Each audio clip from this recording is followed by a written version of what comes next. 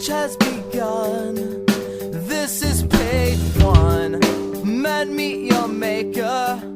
I give you the author. All right. Hello, Internet. Welcome back, everyone. Welcome to Cozy Talk. I believe this is episode 3, I think, or 4. I think it's number 4, around there. I have got a very special guest on the line today. I'm really excited. We've got Mike DelPrincipe. DelPrincipe, that's right? Yes, sir. Boom. AKA Michael Dane, Mike D, or just Mike out of Chicago. He is a Chicago area drummer. He's played in tons of bands over the years, still plays in tons of bands in the Chicago area, and I'm sure other places maybe. We'll get into it. But today, something you may or may not know about Mike is he actually used to play in a band who were originally called The Academy and later changed their name to The Academy Is. He played on their first EP and their first album and was an original founding member of that band. And I am super excited to talk to him today because that was a very big and kind of, influential band in the sort of world of music that I talk about here on this channel. So what is up, Mike? Hello. Want to introduce yourself to everyone? Say what's up. Sure. It's finally nice to meet Julian here. We've been talking in Instagram Messenger for quite some time. So first time talking face to face, which is great. It's great to be on your channel. Again, my name's Mike. I'm X years old. No, so I used to play way back in the day, late high school in 2003. Started a band with some friends. It wasn't the first band I was in. Some of the members continued on from a previous band. But we ended up forming The Academy Is, playing right out of my parents' house in Schaumburg, Illinois. And I am now 35. I was 17 at the time, 17. So that was a world ago when all this music was up and coming. And I've just been a local player in the scene since, a gigging musician, pretty high-end, part-time working with it. I've been doing that for probably about 15 years. I had maybe 2 years off after the whole Academy thing with my involvement split up. Yeah. And then I've just been kind of gigging nonstop for the past 15 years. But that was a big part of my life when I was young. As a musician, we kind of accomplished a lot for the age we were, up and coming with the scene around here at the time.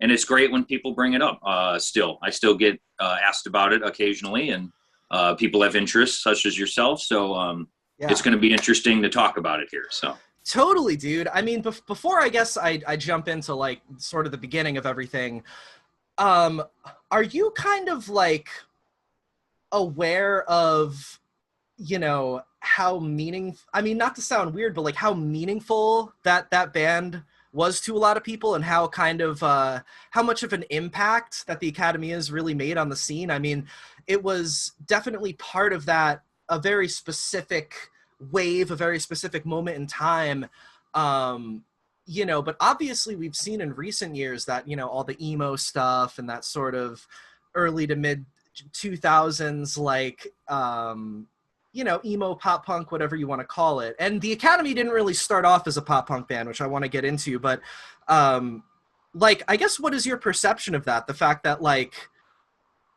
something that you, like you were saying, that you created like with your friends in high school in like your parents' house turned into this thing that, meant so much to so many people, Right. I guess I would say that I'm aware that the album sold pretty well at the time, so a lot of people have heard it throughout the years, heard of it. I recorded the album almost here with them in June of 2004 down in St. Cloud, Florida, with James Paul Wisner, and then we went on a few tours that summer with Fall Out Boy and Less Than Jake right after. Like leaving directly from Florida. We came back home, played a show, and then hit the road again. But I was actually not in the band past the summer of '04. So that album came out in February of 2005. Yes, So right. I wasn't there for the release of it and playing the shows supporting it on tour, but we did play a handful of those tunes. A lot of those songs on Almost Here, I've never played live. Wow. Probably 6 of the 10 of them I've never played live. And then the ones that we wrote early on that made the album are the ones that we were playing, well before we recorded and released the album. Totally. Let's start off from the beginning. And I guess I want to know how you first started getting involved in music, and then how that led to your involvement with that sort of early 2000s Chicago wave. Because just to preface that a little bit from my end, I told you about this on Instagram Messenger recently, but I am 24. I am from Boston. I was not around for that at the time.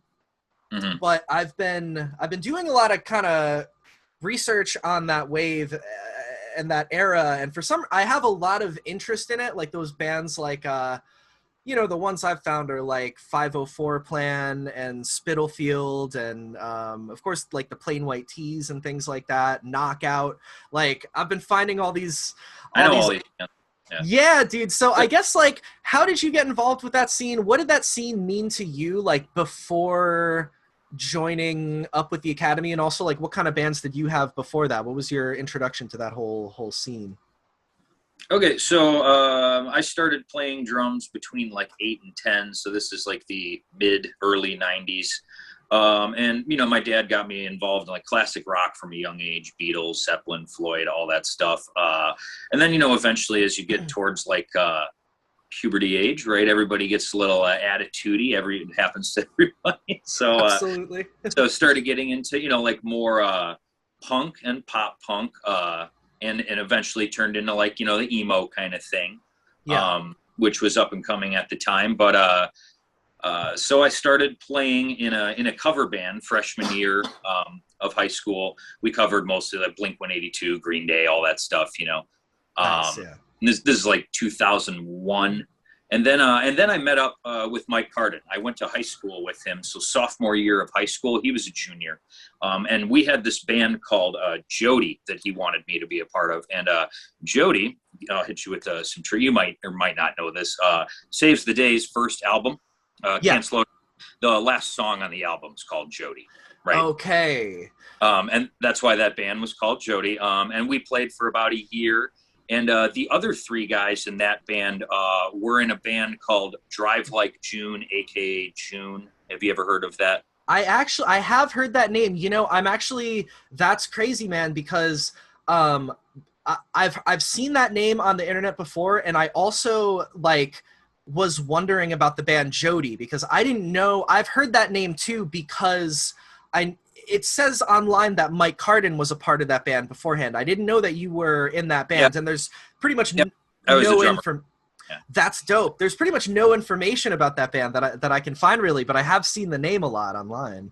It's really just a high school band that made a demo and played some local gigs. There's really not much to it. It didn't start becoming a big thing until both the bands. So 4 out of 5 guys in Jody went to Schaumburg High School, right? So we had that band, and then Mike and I split off and eventually started the Academy with Bill Beckett and Adam and AJ. But those guys went off and did June. One of those guys' names was AJ Brown, Tim Brennan, and then Mark Suter and Mark something else. But they were on Victory Records for a while, June. Wow. Yes. Okay. Yeah. You're right. Drive Like June was their name originally, and then they became June. But That's so wild. I was at a local show at a church down the road in early 2003, and Mike was there with Bill Beckett, and I hadn't seen Mike in a few months, and I don't know if I had even met Bill yet, but he came up to me and said that we're going to start a band. It's going to be called the Academy, and we talked about it that night at a local show. I don't know how he met Bill and Adam, Barrington High School, but we found out Bill was doing that Remember Maine thing. So we went and saw him do a few of his solo shows. And then the early Academy stuff, like before we even did that EP, he kind of supported it as well. Like we would do like a show, be like Remember Maine and the Academy. But this is like probably like April of 2003, somewhere around there. So this is like real early on. And then it eventually, you know, kind of kept moving and evolving forward. So totally, man. Yeah. That's awesome. So what bands were you, what like local bands in the scene were you personally super drawn to at that time? And were you into Remember Maine? Were you like, this is cool, you know? Because also, was it kind of like, I guess also this is kind of a separate question, but so like the Jody band was it the sort of thing where that band was kind of breaking up and you guys were kind of trying to recruit new members for a new thing? Yes. So Jody was a band. I'm pretty good with a timeline here, so bear with me. I was a history teacher in another life, right? So right on. That's how I am with this stuff too. Like, I don't know, just like facts and random, I don't know, just timelines and stuff, you know? Yeah, sure. So I'll hit you with that. Jody was a band from like late summer 01 to late summer 02, so probably like a full year. And in that year, we played kind of like almost like a weekly, not weekly, maybe monthly residency at this place called Back to the Office in Hoffman Estates, right next town over, that would have local shows on Monday nights that were underage and stuff. You know, like high school nights where you didn't have to be 21, they didn't serve alcohol, all that. Totally. So we played at this place Back to the Office on Mondays, probably 8 or 10 times while we were a band. And the bands that played those shows with us that we supported were 504 Plan, Knockout, Spitalfield, these bands that you're mentioning that you've heard of. Yeah. And they kind of all came out of that same scene too. And the band Jody was playing with. So, you know, and Jody eventually became the Academy is with, you know, some of the guys from it. And the other guys went to do June. But basically in 01 and 02, we played Back to the Office a lot, the name of the venue, and Knockout, 504 Plan, Spitalfield, bands like that. Fall Out Boy even played there once. They had a different drummer. They were a 5-piece band. This is like, again, early 2002. That was the first time I met the guys. But they played at this like, you know, crappy little bar in Hoffman Estates that's not even there anymore. You know, so it used to be small. Before they played arenas, man, they played crappy little bars, believe it or not.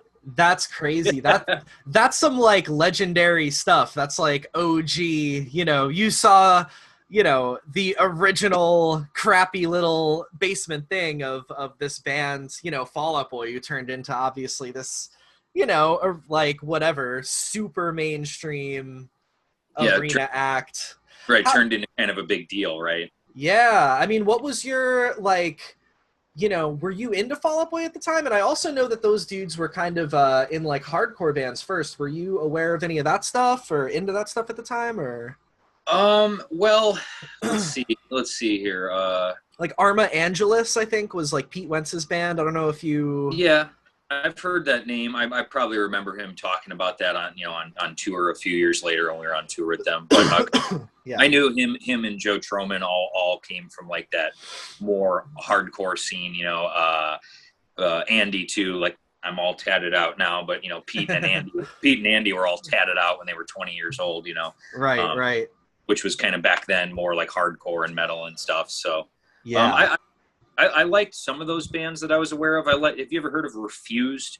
Do you know Refused? I do, yeah. I've actually never really listened to it, but I've heard. I know that a lot of people, they're very revered. It seems like. It's like late '90s almost. It's like pretty early on hardcore. So yeah, I knew they came from that scene, but I liked some of that stuff. But I was more coming from like the pop punk perspective. But I started to get into heavier stuff. We got into like Glassjaw. If you know Glassjaw, they're awesome. I still Absolutely. like Glassjaw. Yeah. So. Yeah, totally. Yeah. So I guess that kind of leads me into like forming the original version of the Academy, because you know, I feel like a lot of the stuff that I've kind of heard, and you can correct me if I'm wrong, you know, because obviously I like wasn't there, but from that Chicago scene at the time, it seems like you know, it's kind of similar to how a lot of like local sort of VFW hall, like high school sort of, you know, young scenes are, where there's like pop, there's a lot of pop punk, there's a lot of like, there's like some indie rock, and then there's some like metalcore stuff or hardcore stuff. Yeah. And it seems like there was a lot of that stuff going on in Chicago at the time. And you know, in the early Academy stuff, I mean, you guys had a lot more, you know, I think you and I were talking about that band, Gatsby's American Dream. Like, Yep. like you guys kind of added this cool element where, you know, I feel like in that early stuff, and I'm talking, you know, the first EP as well as those first demos that you did before that, which I am aware of.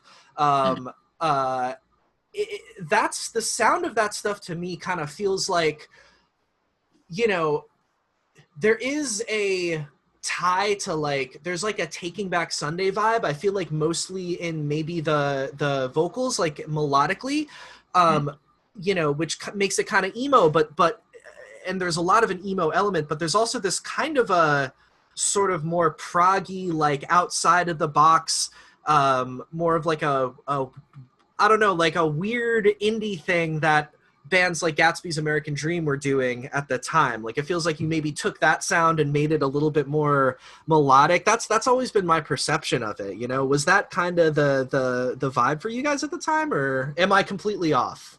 No, you're definitely right. So we did that 2-song demo. I might have a copy of it somewhere. I don't even know. It was a song called Memento Mori. It's the first song we ever wrote in the Academy. The Academy is this kind of cool tune in 6/8, and then we after that we wrote a song called In Our Defense, which kind of became more the song that was defined like what that EP sounded like. In Our Defense, I think you've heard it. It's on that EP. Oh, 100%, yeah. Yeah, that was on the demo as well. So that was the song that once we started getting interest from guys like Pete Wentz, like got word of that demo we did, and he's like, he came over to a few rehearsals that we were doing and wanted to hear more stuff. So Pete was kind of one of the guys that got us really going with that. But In Our Defense was definitely influenced by that Taking Back Sunday album. So you mentioned proggy. Lyrically, Bill was big into Adam Lazzara and that first Taking Back Sunday album, Tell All Your Friends. Yeah. So a lot of the EP is influenced by that. And then myself, as a guy who still likes prog music, you know, I'm repping all that today. Right on. I was a huge Coheed and Cambria fan. Yeah. And they dropped their first album, Second Stage Turbine Blade, in 2002 also. So I would say those two albums, Coheed's first album and Taking Back Sunday's first album, are kind of the defining sound for our EP, is what I would say. Gotcha. That's cool, man. Yeah, and I can definitely tell that in you know, his vocals. It's very like kind of wordy, like in a way that Taking Back Sunday was. Like there's like, it sounds like he's putting as many words and syllables and like big words as he could. Right, and everything was super clever. Like I don't. Yeah, it was an interview, but it was great lyric writing. He tried to do what Adam was kind of doing with that super clever. What's the first song on that album that Take Back Sunday is like, so sick of being tired and so tired of being sick.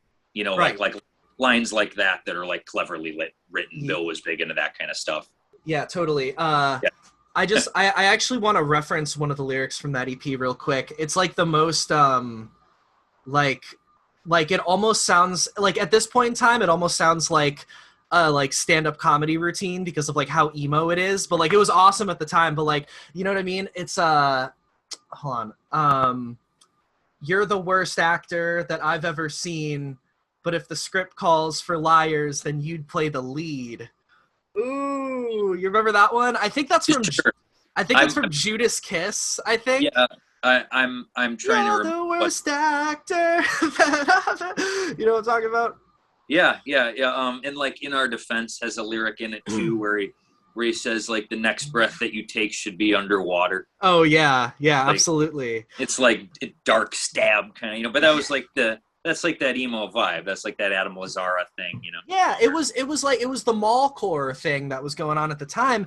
And that being said, though, I mean, all those bands at the time had like those goofy, like over the top lyrics. I mean, that's all Taking Back Sunday was like, I mean, I'm pretty sure that Cute Without the E song, you know, the whole lyrics of that are like, I'm standing at this girl's window with like a gun to my head and I'm fucking, you know what I mean? Like that was the whole, and you know, Brand New and all those bands. It was all about like, I don't know, like lyrically from the perspective of like a jealous ex, you know what I mean? Who's like losing their shit, you know, that was kind of the vibe at the time, which, you know, looking back, you know, you could definitely criticize it for that, I think, in certain regards. But it definitely, like, I don't know, a lot of people found a lot of solace in that stuff, man. I mean, I remember being 16 and being like, fucking, this shit, like, speaks to my soul. Because, like, you know, Susie didn't respond to my AIM message, and I'm fucking crushed right now, you know?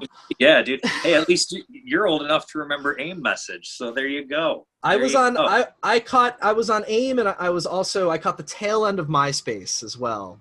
Okay. I we were all there for the beginning of MySpace. The part of this band was pushed, you know, that route eventually, but it kind of was, you know, in its infancy. So it's pretty funny you bring up MySpace because that was such a big deal back then, right? Right, totally. Yeah. You know, so kind of going off of that though, I mean, you know, despite that, I feel like you guys were like, on some other shit with that early stuff. I think that stuff is so good, man. I just want to, like, I'm not even blowing smoke. I just got to keep it real. Like, a lot of people, I don't think even know that first EP, like, exists, because it never got, you know, maybe this is jumping ahead. I mean, I feel like it seemed like it did well in the local scene at the time, and it got the band to a place where people like Pete Wentz were interested, and people in the local scene were finding out about it, and it ultimately got the band signed and got them to where they are. But I feel like I've always loved those songs, man. I feel like it was something really special. I feel like it was really advanced for like how young you guys were at the time, and really advanced for, like, you know, based on a lot of the other stuff that I've heard from that scene at the time. Like, you know, like if you compare that EP to like old Plain White T's stuff, it's like, dude, this shit, like the Academy EP, like, is miles above. I mean, the Plain White T's are great. I'm not dogging them or anything, but it's like you guys were really taking steps ahead from everybody and doing something like really like artistic and concept-y and outside of the box.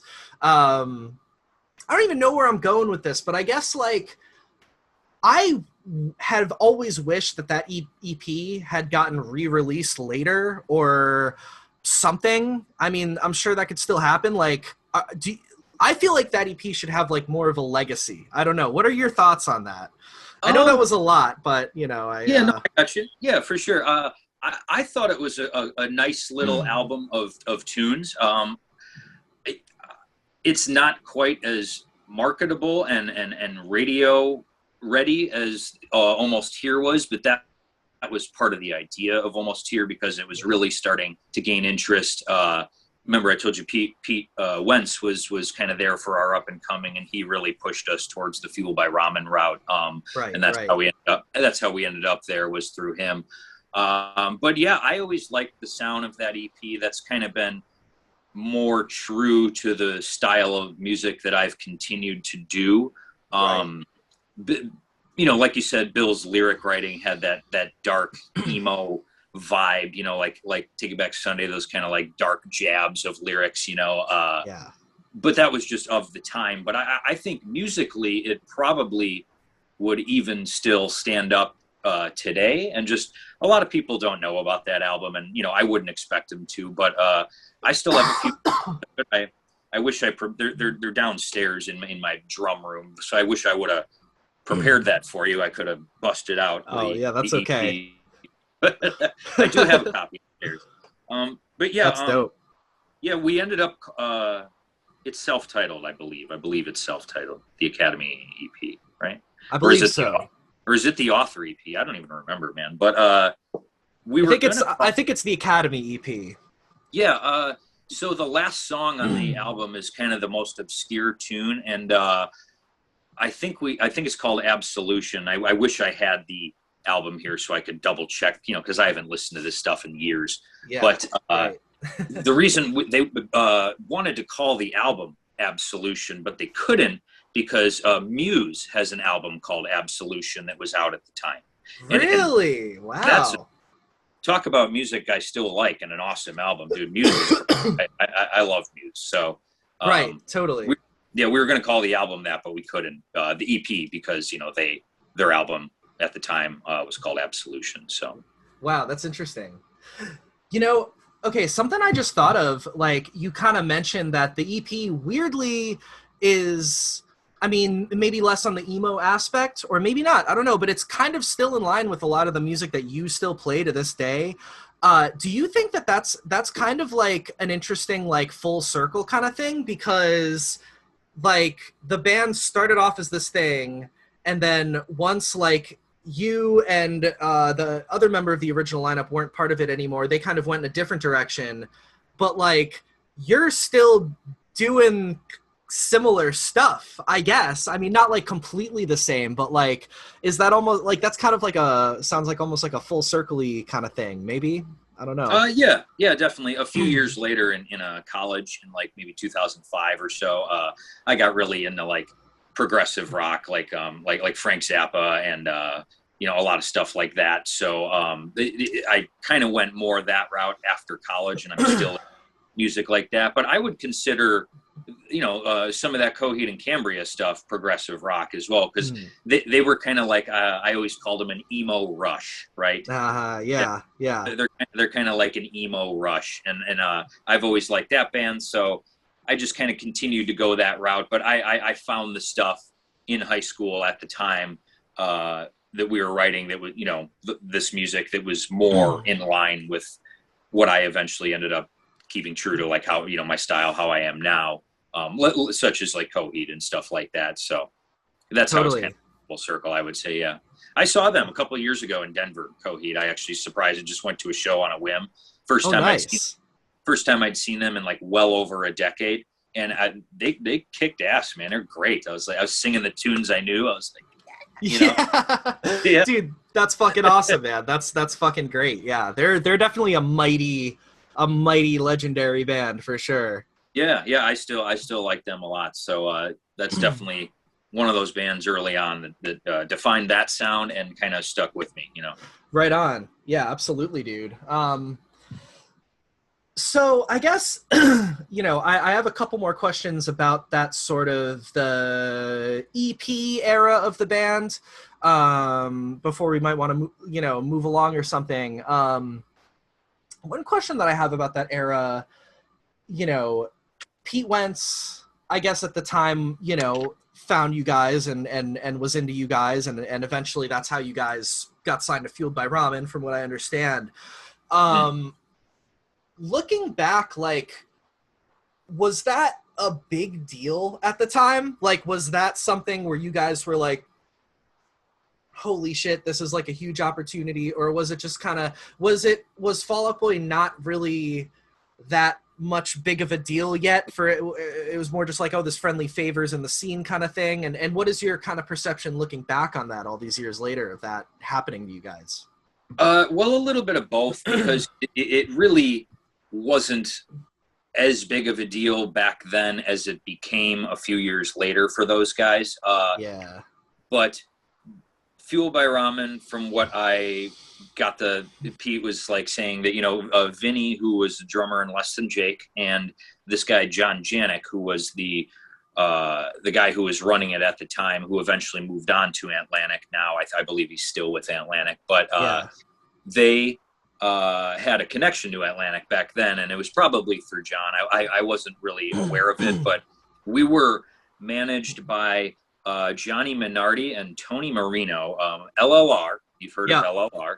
I know about this, yeah. And they put out they're record. Oh, They yes. put out a Spitalfield record. They put all that stuff. So that first Academy EP is part of LLR. But Johnny and Tony knew of Fall Out Boy, then they knew those guys because they were a big deal locally. Like, do you know Take This to Your Grave? You know that album?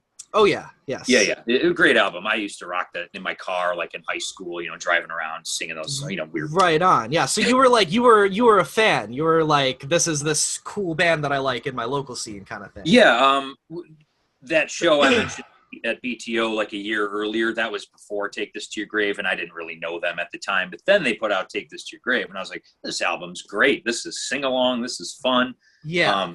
Yeah. So Pete was in the same local scene. Those guys are from the north suburbs, and we're from the northwest suburbs of Chicago. That's where Schaumburg and Barrington is.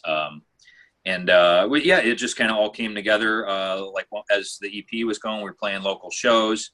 And then we, got interest from Pete Wentz, started playing with Fall Out Boy relatively often. Eventually ended up touring with them. So yeah, yeah. That's really cool, man. I mean, like,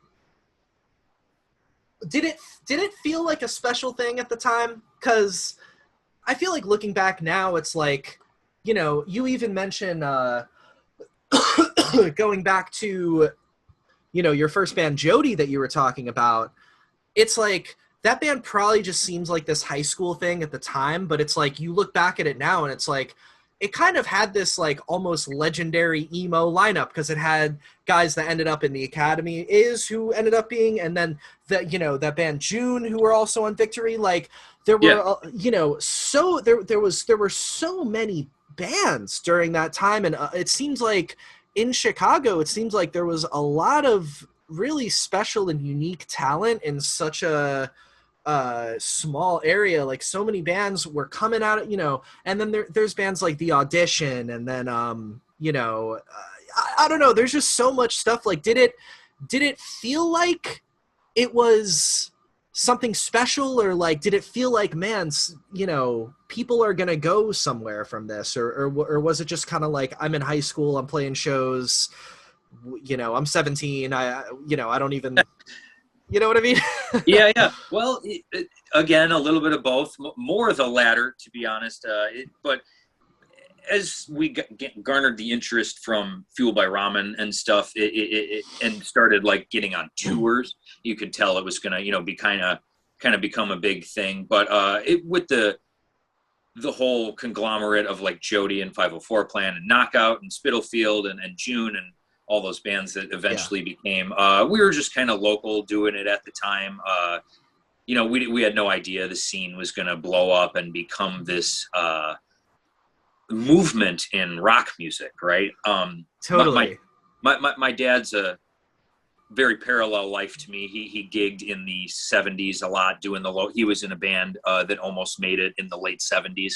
Oh, so wow. we have like a very parallel kind of story. So we talk about all this stuff a lot. He's the reason I'm a musician. We're really close, me and my dad. Yeah, dude. Sorry to cut you off, but that must be. No, it's okay. That must be. Tangenting. So go ahead, get us back on the rails. Oh yeah, no worries. We're on the rails. I just wanted to make like a quick side note. Like we're gonna, we're gonna get into kind of your split from that band in a second, but or at least like whatever, but that must have been, your dad kind of going through having a similar experience. Like that must have been really good for you during that time, right? Like you kind of, was he able to sort of help you out with maybe some of the difficulties that came with, being in that band? Yeah. Like later on, kind of during the split that you said you were going to get here, it was kind of more in those moments, like, how to handle it. It's your decision, because they actually asked me back and I said no, but we can get into that. Really? Oh, yeah. Dude, this is gonna blow my mind. Okay, you have no idea. Like dude, I have been listening to the Academy since 2007. So I don't know how long. I mean, how long is that? 14 years? Yeah. That's how long I've been listening to this fucking band, dude. And not to like, I don't want to get weird on you or whatever, but as you can probably tell, like, I'm one of those kids that, like, I don't just, like, you know, I would, like, buy the CDs and go to the shows like other fans at the time, but I was always that, like, nerdy-ass dude who was like, I want to know everything about the band that I love. I want to find, like, the first demo. I want to find, you know, all the songs that no one knows. I want to hear about all the stuff that no one fucking knows about. And the Academy is, for me growing up, were one of those bands. They were just a super, like, really big band for me personally, in, like, middle school and high school, like, formative years. And I have always been so interested in everything we're talking about right now. And once again, I don't mean to, like, make this weird or whatever, but this is stuff that I've been, like, trying to find info on and researching for a long time. I've tried to find, like, you before online, like, years ago, but never, you know what I mean? Like, because I always had questions about, you know, because I fell in love with that EP. I was like, this EP is so cool. And I was bummed. And obviously we can get into this more when we're talking about the band's later career. I'm just taking a side note just to nerd out on you for a second. Sure.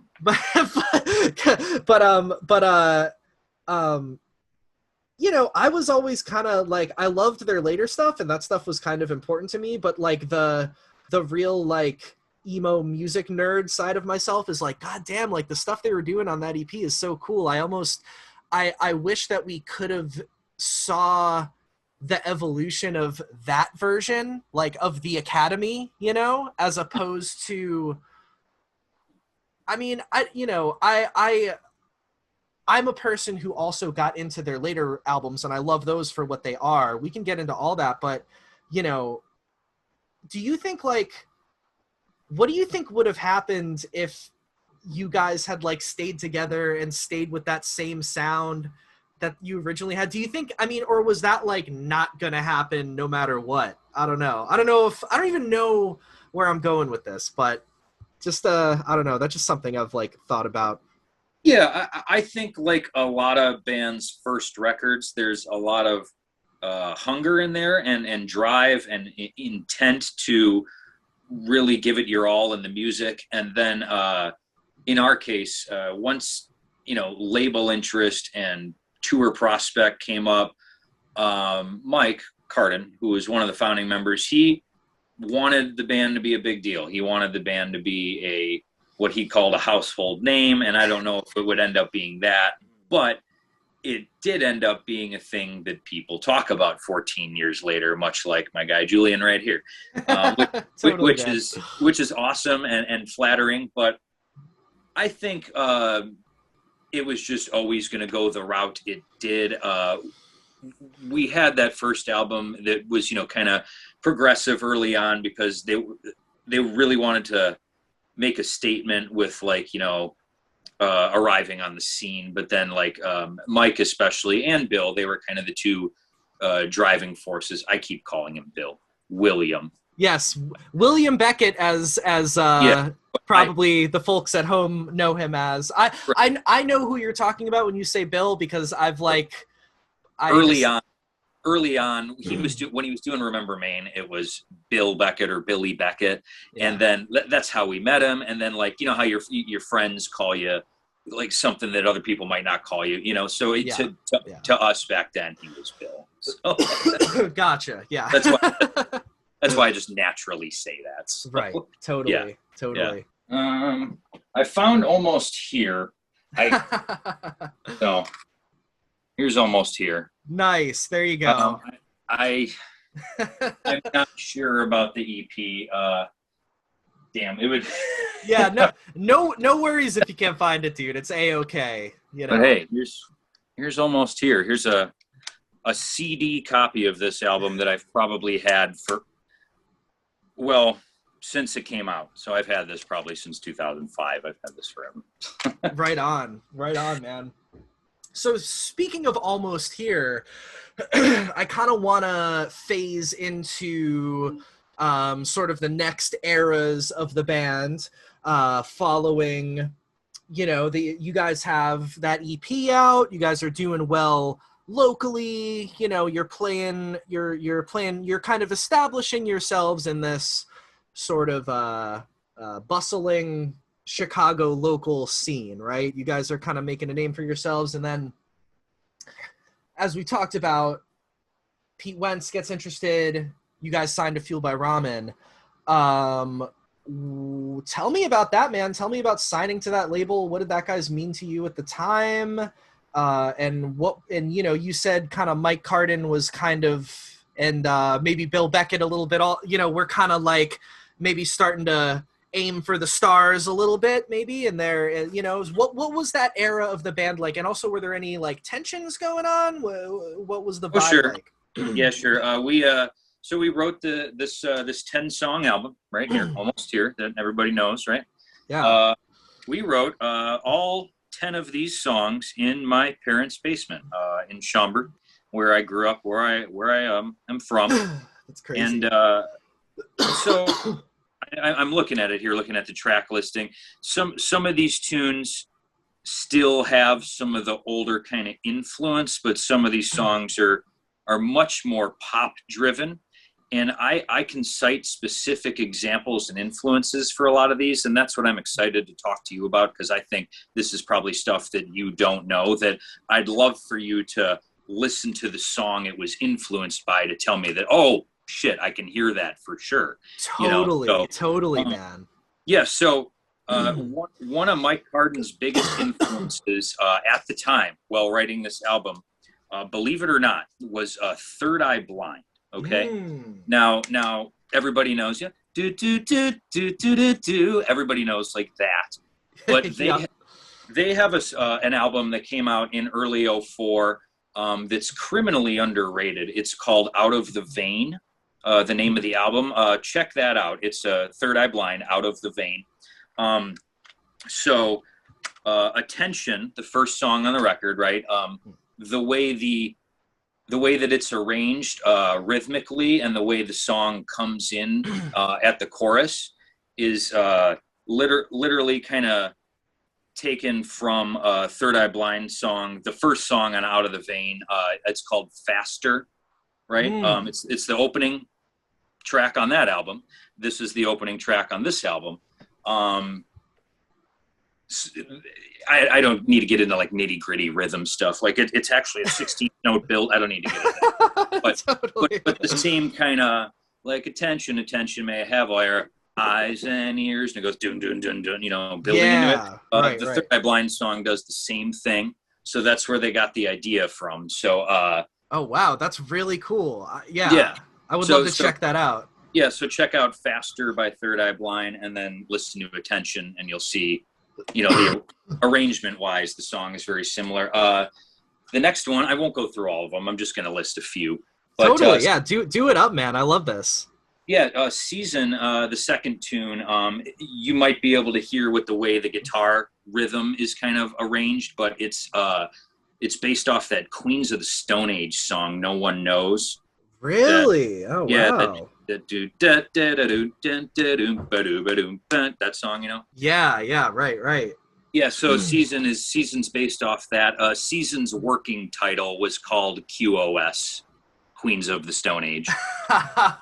That's funny. That definitely takes me back to like, I played in bands, in high school, and it's kind of that thing where like someone comes up with a riff for a song and you use it, and like the riff kind of sounds like, I don't know, Foo Fighters or whatever. So you call the song Foo Fighters riff or whatever.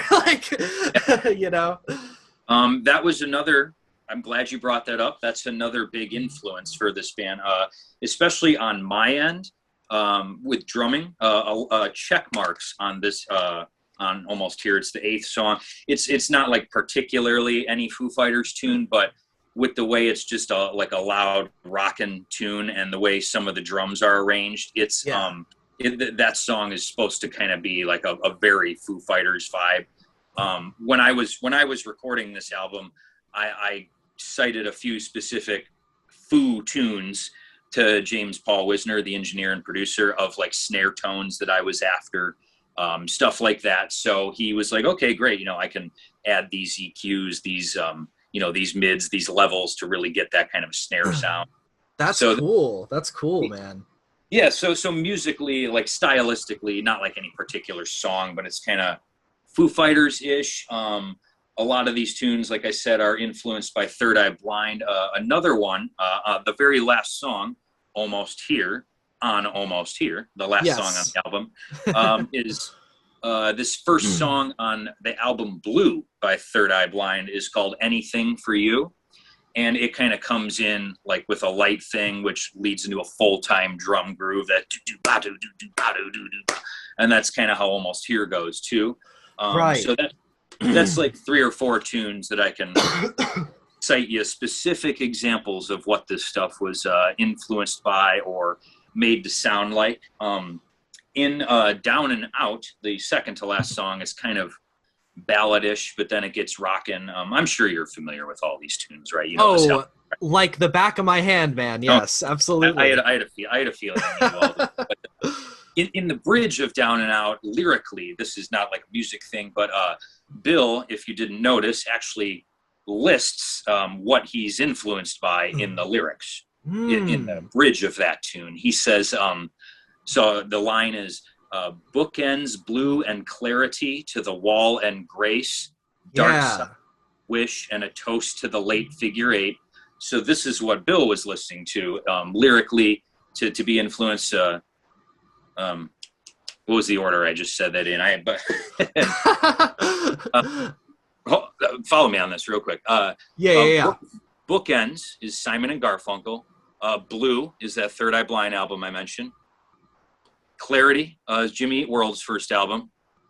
The Wall, Pink Floyd. Grace is Jeff Buckley. Dark Side, also Pink Floyd, Dark Side of the Moon. And then he says, and a toast to the late figure 8, which is Elliot. Help me out. Smith. Elliot Smith, yeah, the guy who wrote Dark Emo too. I think he actually ended up taking his life. It was kind of like a pretty dark thing, right? You're right. But he's like, a legendary like songwriter. So that's I always thought it was interesting that Bill specifically says like 7 or 8 albums that he's listening to as lyrical influence in one of the songs. I always thought that was really cool on his part to do that.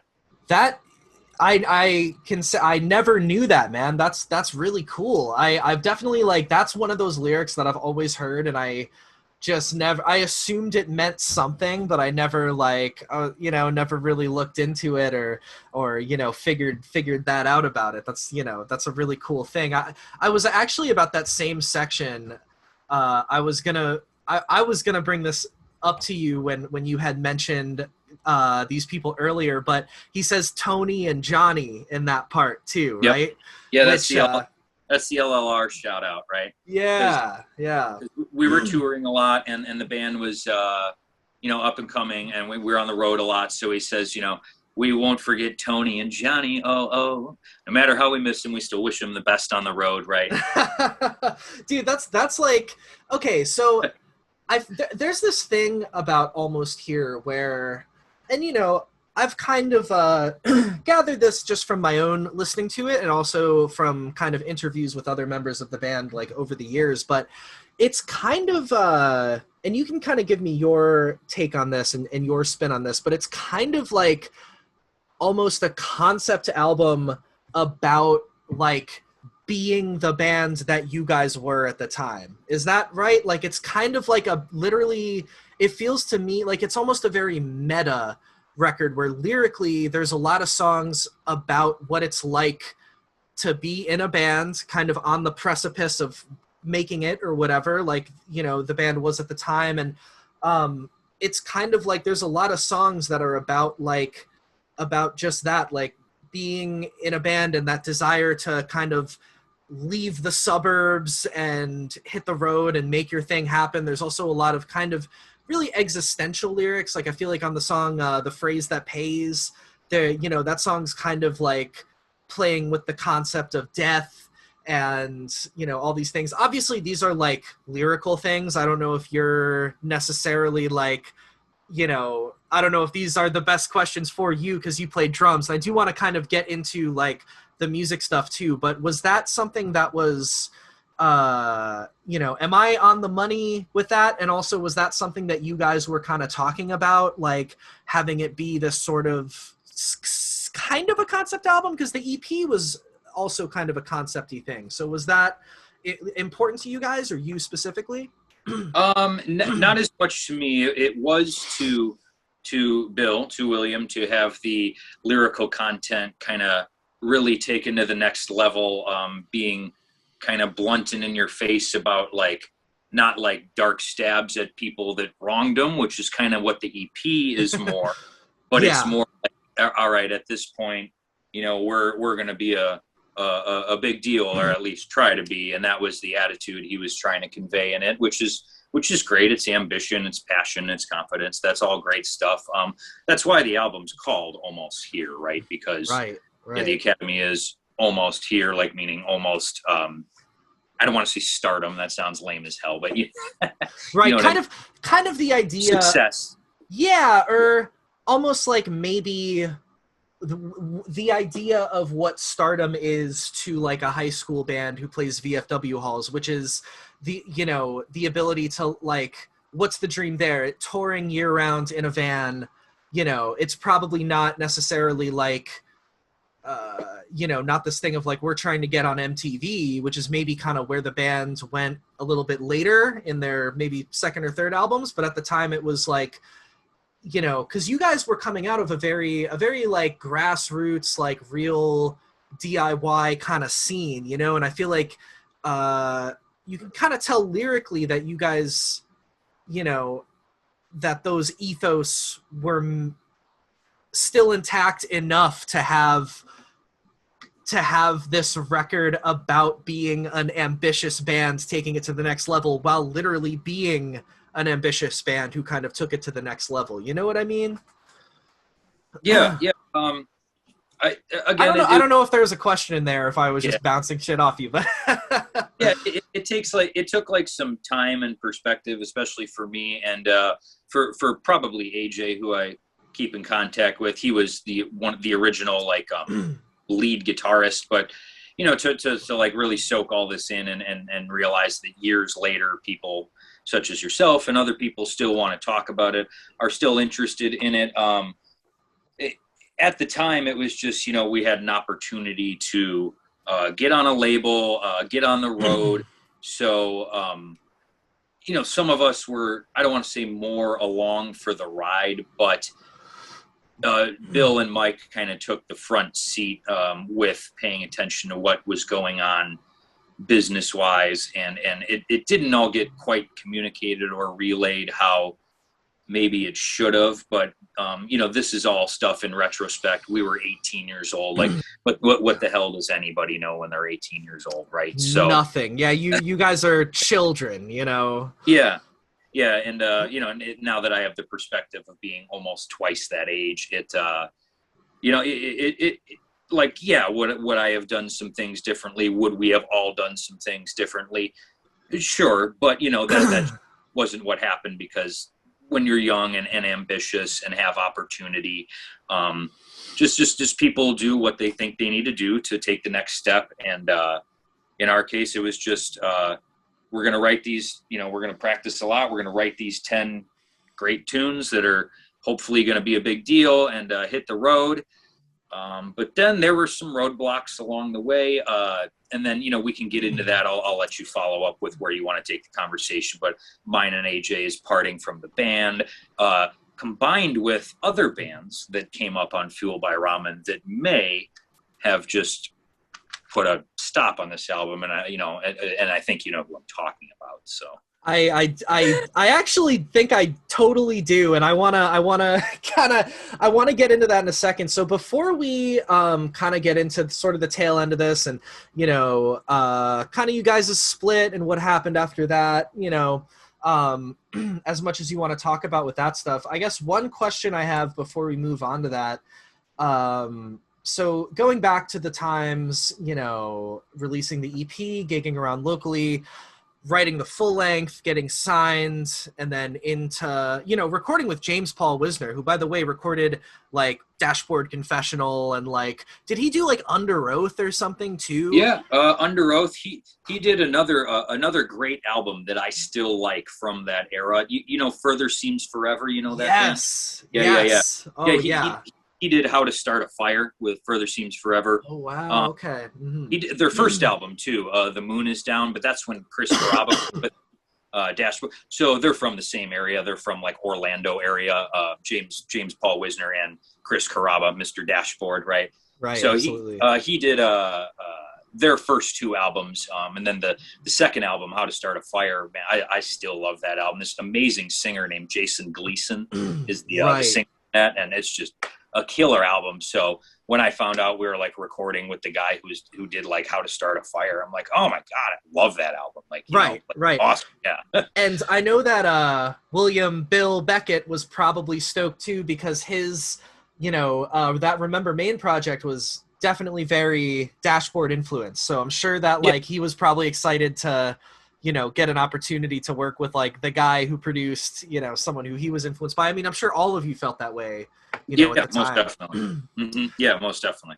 So I guess the question that the question that I was getting to though, you know, recording and, you know, all the stuff you did as a band up to then, plus those tours that you had mentioned, like I think with Less Than Jake and Fall Out Boy as well, or you know, the touring that you guys did in that original lineup. Before we kind of get to like maybe what, you know, what happened, what might have went wrong, or what happened later, what are like some like awesome memories you have of that time? Are there any like really standout shows or standout moments where like, you know, because you're obviously like in high school, you're like 17, 18 years old, right? 19, around there.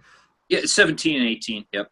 Yeah. So, you know, are there any like just like really cool special moments that were like, holy shit, like any like my fucking dreams are coming true, like this band's like this shit is working, people like it, you know, like, or just cool bonding moments with the other guys that you remember that you might want to share or something, you know? Yeah. Those guys could all be super silly on the road and, you know, like get into like character voices, and you know how like guys get like the internet says like Me and the Boys, you know, it's like one of those kind of moments. Like, we had a lot of great bonding moments, but yeah, I have like, man, just countless of awesome memories from playing out live with this band. The songwriting process could get a little grueling, especially for Almost Here, because there was a lot of ambition and drive to really make it a big deal. So, you know, there were fights a la Pete Townsend and Roger Daltrey from The Who. Bill and Mike would sometimes physically like get into it. Really? You know, just one quick side note. Now that you mentioned Almost Here, I did want to get this in it because one thing about that album is there's an obvious. I should have brought this up earlier because it's kind of like a stylistic question, but like it feels like Almost Here there was a conscious effort to make it more palatable or more you know, like you had said, the EP and the stuff you were doing was kind of more niche, maybe like it's not as marketable. Like it kind of seems like there was a conscious decision to make it appealing to more listeners. Was that one of the things that, you know, caused some friction between you guys, or, you know? Yeah, absolutely. Not like wanting to go in musical different directions, but just Mike and Bill, who were taking, you know, charge of what we were doing musically at the time and lyrically, obviously, because he wrote all the words, were, you know, it was like, you know, we're going to make this more, here's like these songs that I'm hearing that I want to write a tune. All the songs that I mentioned, you know, Third Eye Blind stuff, the Foo Fighters sound, Queens of the Stone Age, all that stuff.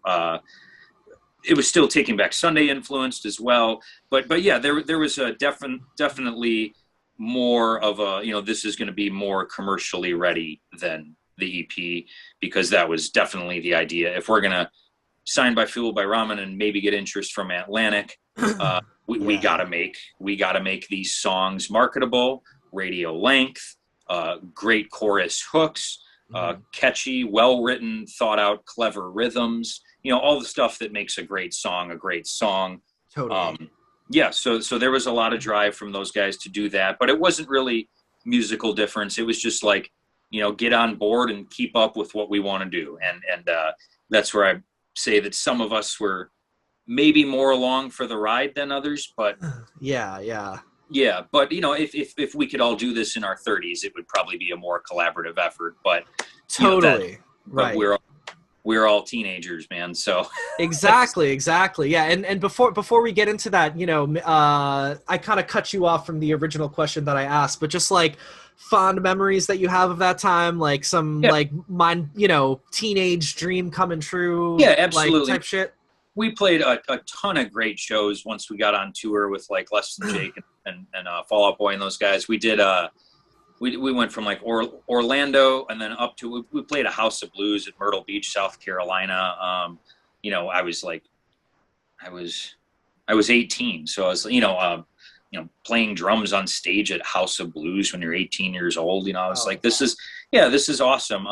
That tour went up the East Coast all the way to Massachusetts and then went kind of towards the Great Lakes. And the last show was in Columbus, Ohio. We played at a place called the Newport Music Hall, which is like a mini like hockey arena almost. And they have like tiered like stadium seating, in the back and with like multiple balconies. And I'm just, just a lot of these venues that we played were awesome, man, and like getting to do that at a young age and like real professional kind of stuff. It was super cool. So like, as we talked before we went live here for the interview, just texting and stuff, I have a ton of fond memories of this band, and a lot of them are being on tour.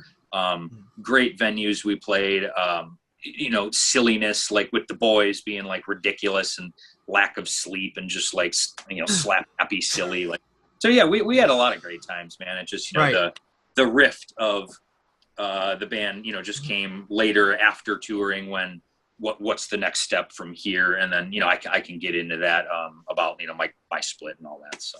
Yeah, totally. And I guess we can get into the split stuff right now, man. If that's cool. I mean, yeah. I guess just like, I kind of want to leave it pretty open-ended to you,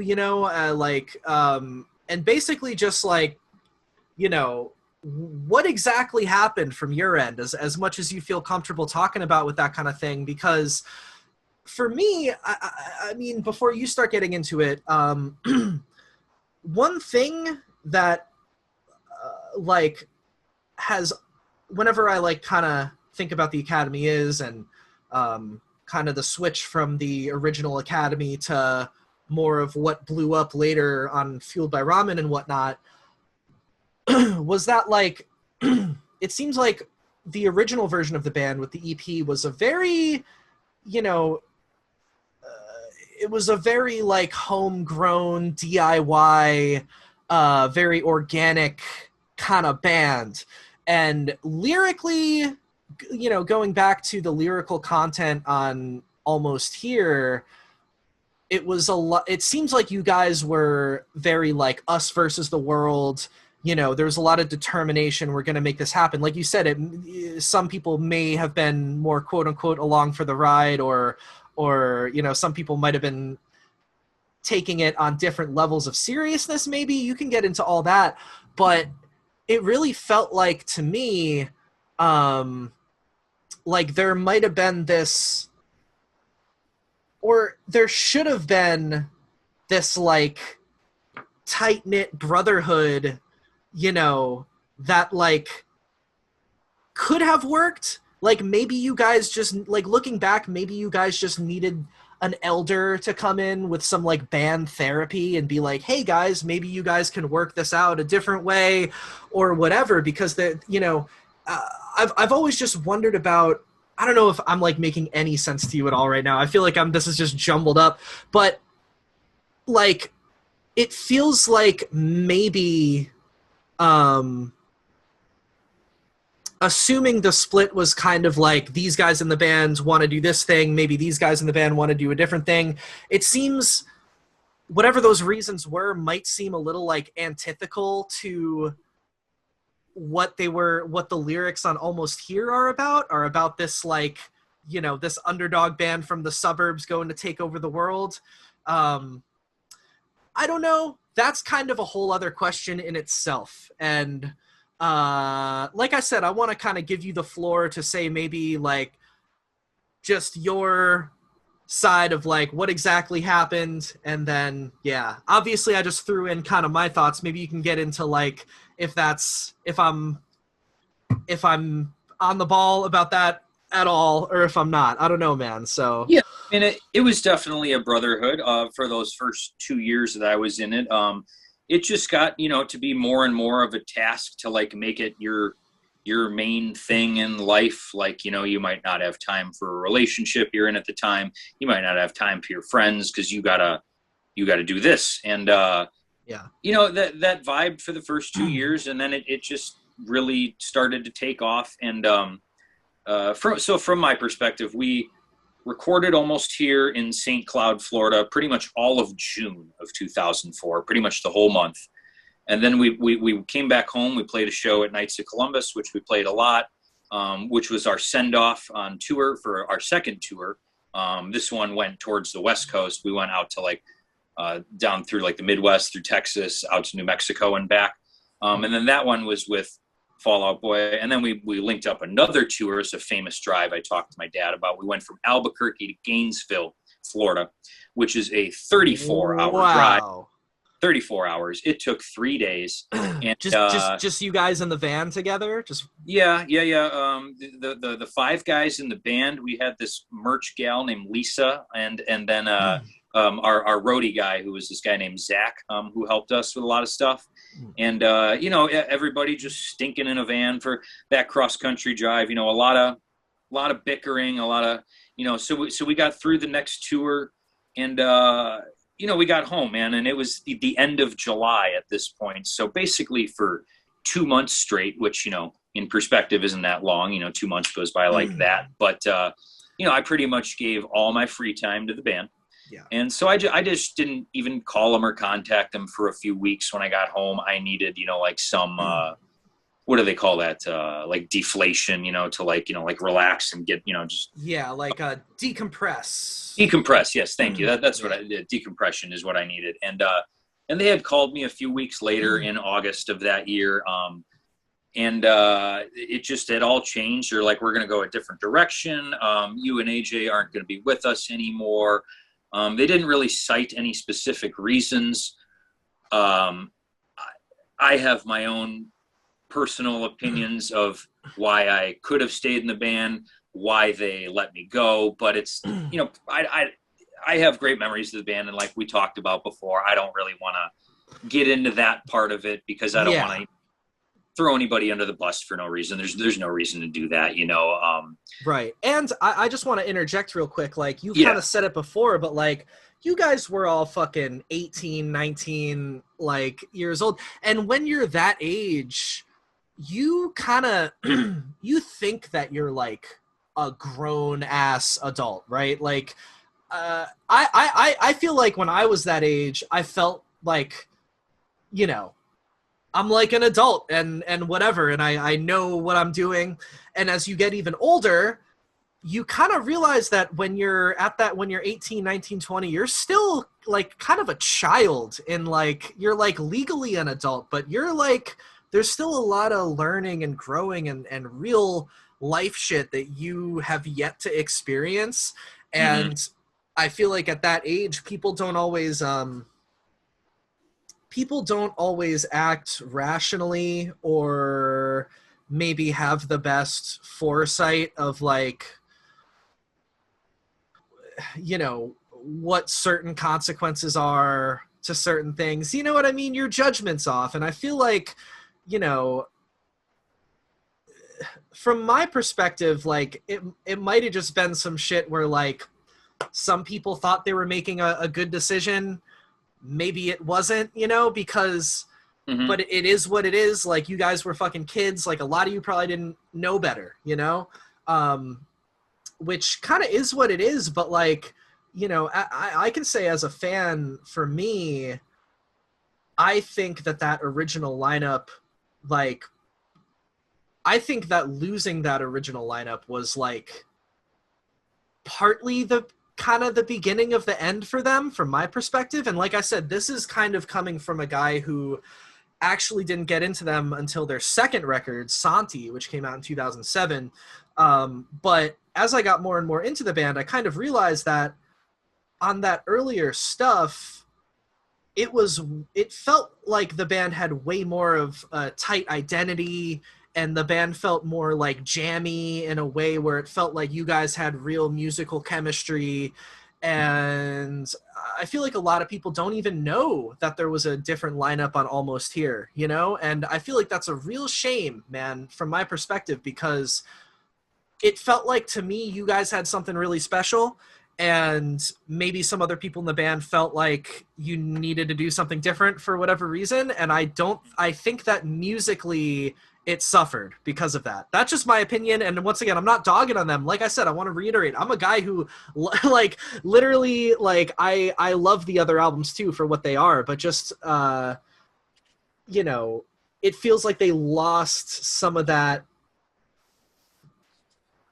I don't want to say integrity, but it lost some of the just the musical aspect that the band had when you were in it. I don't know. Do you have any? What are your thoughts on that?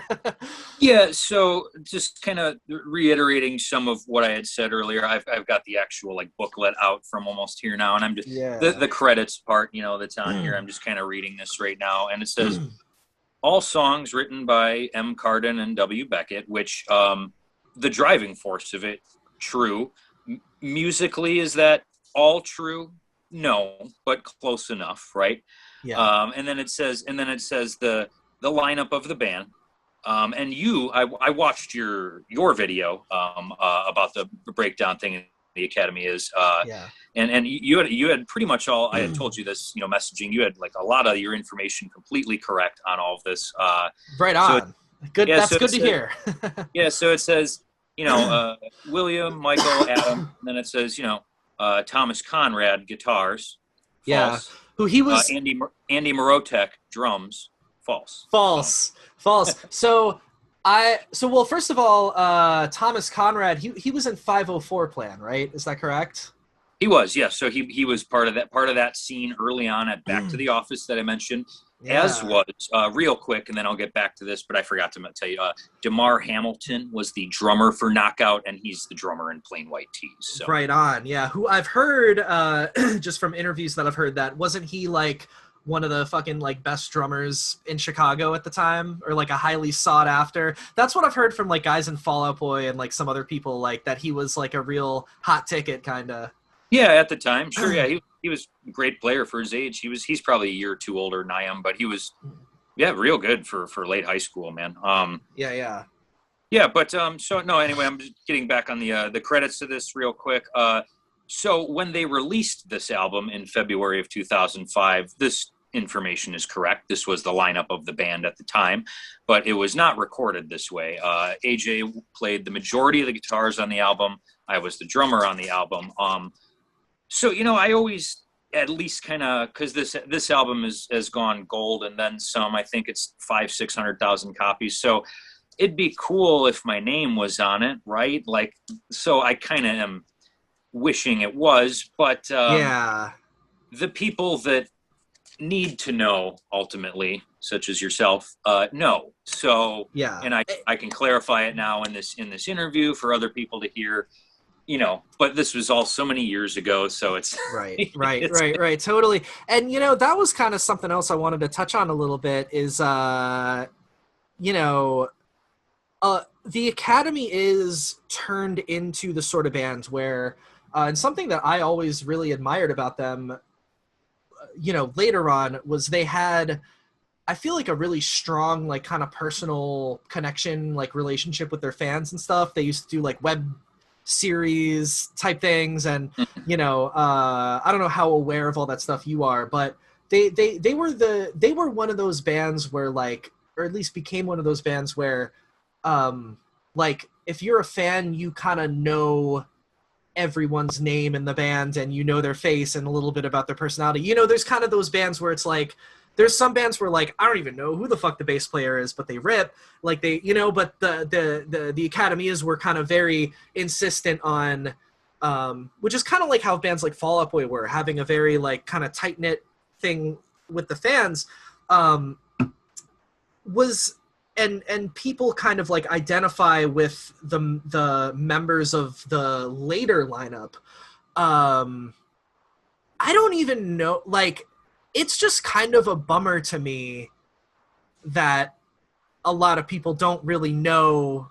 There's like this other story about the Academy is that like people just don't seem to know. And obviously more and more people who are kind of looking back into the history of the band, you know, more and more people are kind of finding out, oh, there was this other lineup, this other thing happened. But, you know, at the time, I guess, when they were blowing up, was that kind of weird for you that it was like, or almost like, did it make you almost like angry or something? I don't want to get like super negative or whatever, but it's like, from your perspective, you're like a young guy and it's this band that you had a huge part in starting and forming and with the identity of, but you weren't necessarily like, kind of like we were touching on at the beginning of this, you didn't necessarily get to experience like the band, that album getting super hype in the scene or necessarily receiving the accolades that I think you should have, and that I want to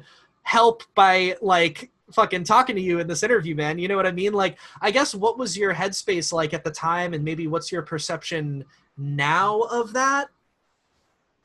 I wasn't there for a lot of like the touring that came after the album came out. I can really only speak on the 3 tours I did beforehand, but they seem to have a nice run of success in 2005 and 2006, which was after my time with the band. But you know, the elephant in the room for everybody who's going to end up watching this interview is there's one band in particular, but 2 bands that kind of stop them dead in their tracks. The first one, of course, is Panic at the Disco. Yes, because they got signed by Fueled by Ramen later in 2005, from what I understand. That first album came out, and the rest is history. In your interview, you actually cut to that thing from John, the guy who played bass for them for a little bit. He was also part of that Back to the Office scene back in the day. Ended up being Panic's bass player for a little bit, but Adam did that podcast with him that you shared some footage of. Yes. And Adam's like, you know, they were just a unstoppable force, right? And even though I wasn't there for that, friends of mine that liked that music afterwards were like, dude, like, have you heard this Panic at the Disco album? Like, do you, like, this is going to be huge, like, you know. And then of course the other band that came out as well was Paramore. Also on Fueled by Ramen early on, before both those bands went mainstream, and they've been mainstream for a long time. But they were both on Fueled by Ramen, 05, 06.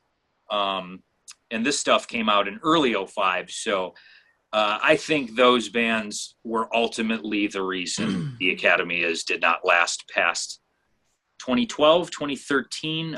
The last album. Yeah, even before that, I don't think they even lasted. I think they broke up, I want to say 2011, but the last thing they released might have been 08 or 09, so things kind of stalled out. Yeah, you said Santi came out in 07, I think that's right. And then in 09, I think, is when Fast Times at Barrington High came out. And that was their last record, as far as I know. So I would completely sum up their ultimate, you know, breaking up to Panic at the Disco and Paramore. I would, most definitely. Totally, because, and Adam Siska kind of talked about this in that interview too, that like before Panic got signed, it was almost like you had Fall Out Boy, who were like sort of top of the pops in that Fueled by Ramen wave at the time, and the Academy were kind of like the second coming, so to speak. Like they were like maybe in the eyes of labels or MTV, like, oh, this is like the next Fall Out Boy or the next band that's coming up in this wave. Right. You know, so, and that probably ties into, you know, I'm sure you know, even when you guys might have kind of been aware of that from that Fall Out Boy kind of taking you under their wing and whatnot. that it was going to be this kind of, Fall Out Boy was having the success and you guys were in like the right time, right place to kind of pair it under that. But like you said, exactly, that scene just exploded and became so like oversaturated, I think, by like '08 and like Panic at the Disco and all that stuff kind of took over. And eventually there was just too much like, after Panic and Paramore, then you just had like, once like '08 and '09 rolled around, it was just like, it's like kind of what happened to grunge in the 90s. It became like almost kind of this parody of itself. And it was just like, it became this arena, like it almost felt like this hair metal kind of thing, almost like exactly. And I guess, were you like, what was your perception of the whole emo wave at the time? Like, were you like almost like, yo, fuck this shit, I don't want to know anything about this? Or were you like, huh, this is interesting, Yeah, well, as it was, like I said, it was more just our end of it, a local scene making a movement out of the Chicago area. It took the perspective of time and time passing to really understand like what it meant to some people. And and I'll have some closing thoughts and just a few things I'd like to plug for people. But before you want to wrap it up, well, I'll leave it on your end. Right on. Yeah. I talked to my dad about this very recently, who I mentioned I'm real close with, he's a musician, but emo rock was kind of like the last great movement in rock music, on kind of a mainstream commercial success level. Because you alluded to grunge having its lifespan, and before that, 80s hair metal and all that shit.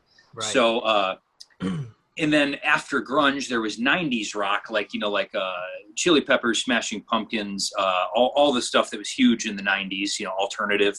And then the emo stuff kind of came around in the late 90s, the original movement on the East Coast, bands like Saves the Day. And then in the early mid-2000s, it started spreading and getting more commercial. And by the time '08, '09 rolled around, like you said, emo was in what I would call its last wave. Bands like A Day to Remember, stuff like that. And kind of the last decade plus, man, I mean, you like, rock music to a certain extent. I'm clearly a rock music guy.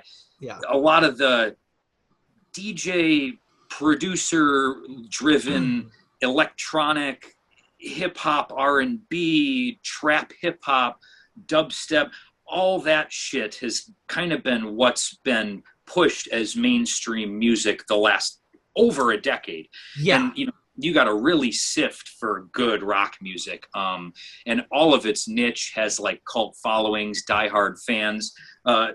My favorite band is this band, Humphreys McGee, and they're like a progressive rock jam band. They're one of the best rock bands going, but you wouldn't know about them through anything, mainstream. It's all niche, so emo rock was kind of the last great movement in rock from my perspective. Now, great conversation I had with my dad about it. And, there hasn't really been much being pushed on mainstream media for rock music since about 2009, 2010.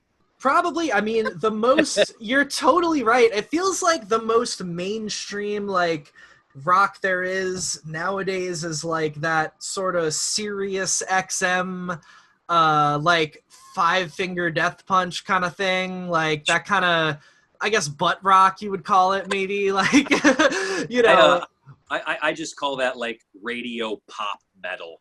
Like it's metal kind of, but it's like radio pop metal. It's so there is that, and then what I kind of think of as mainstream rock now is like, I guess, the Black Keys, and then the band that everybody like, SMH, right? Imagine Dragons, SMH. I guess that band's a rock band, but oh my God, give me a break. That's not a rock band. It doesn't. Yeah, it doesn't sound like it to me, but they win all the rock awards every year. Yeah, dude. So that, like, Imagine Dragons and like the Black Keys, and like I can't even really think of anything else much the last 10 years that's like mainstream rock music, right? So right. Totally, dude. And I mean,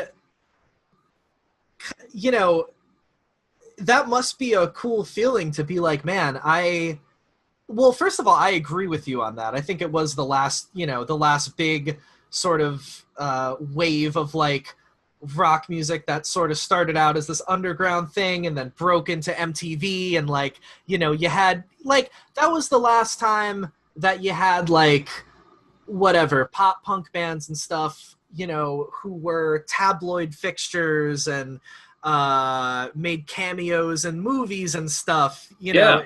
It must be a cool feeling for you to know that you like had a part in that in some way, and that you were a part of like that you were just a part of that, man. You witnessed like the Fall Out Boy before they were anything at all, just some like scrappy little local band, like you probably Mhm. didn't even realize, none of you guys probably realized it at the time, but there was a lot of really really special and like, I think, influential stuff a brewing, because also, kind of to tie off that, if you do look at a lot of the like, there's a lot more like rap and stuff and electronic stuff that's popular now, but if you look at a lot of the like rappers and stuff from the last like few years, there's kind of been this callback to this melding of the emo stuff that was around in 2005 that like rappers are going back to now with like Lil Peep and all like the emo rap stuff. It's kind of living on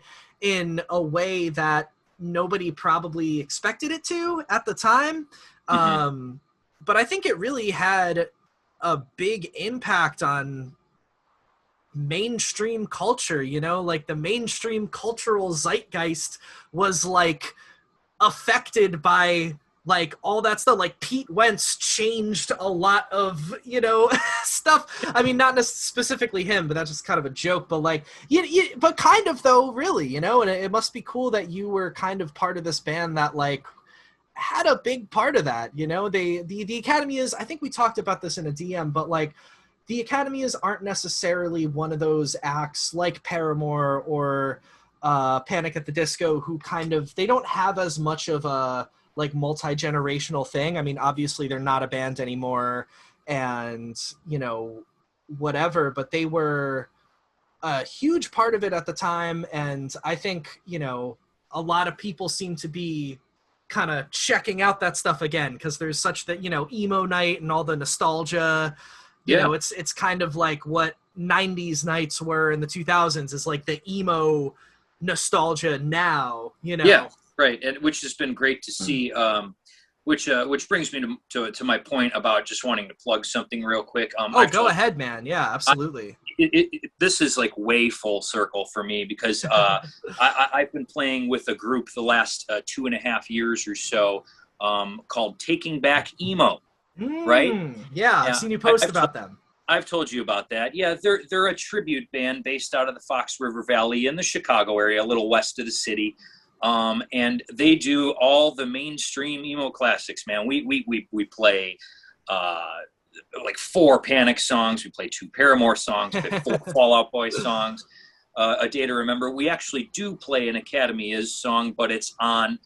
It's called About a Girl. I'm not sure what it's on. It's not on Almost Here. I know that. Yeah. Is that weird for you to play that song?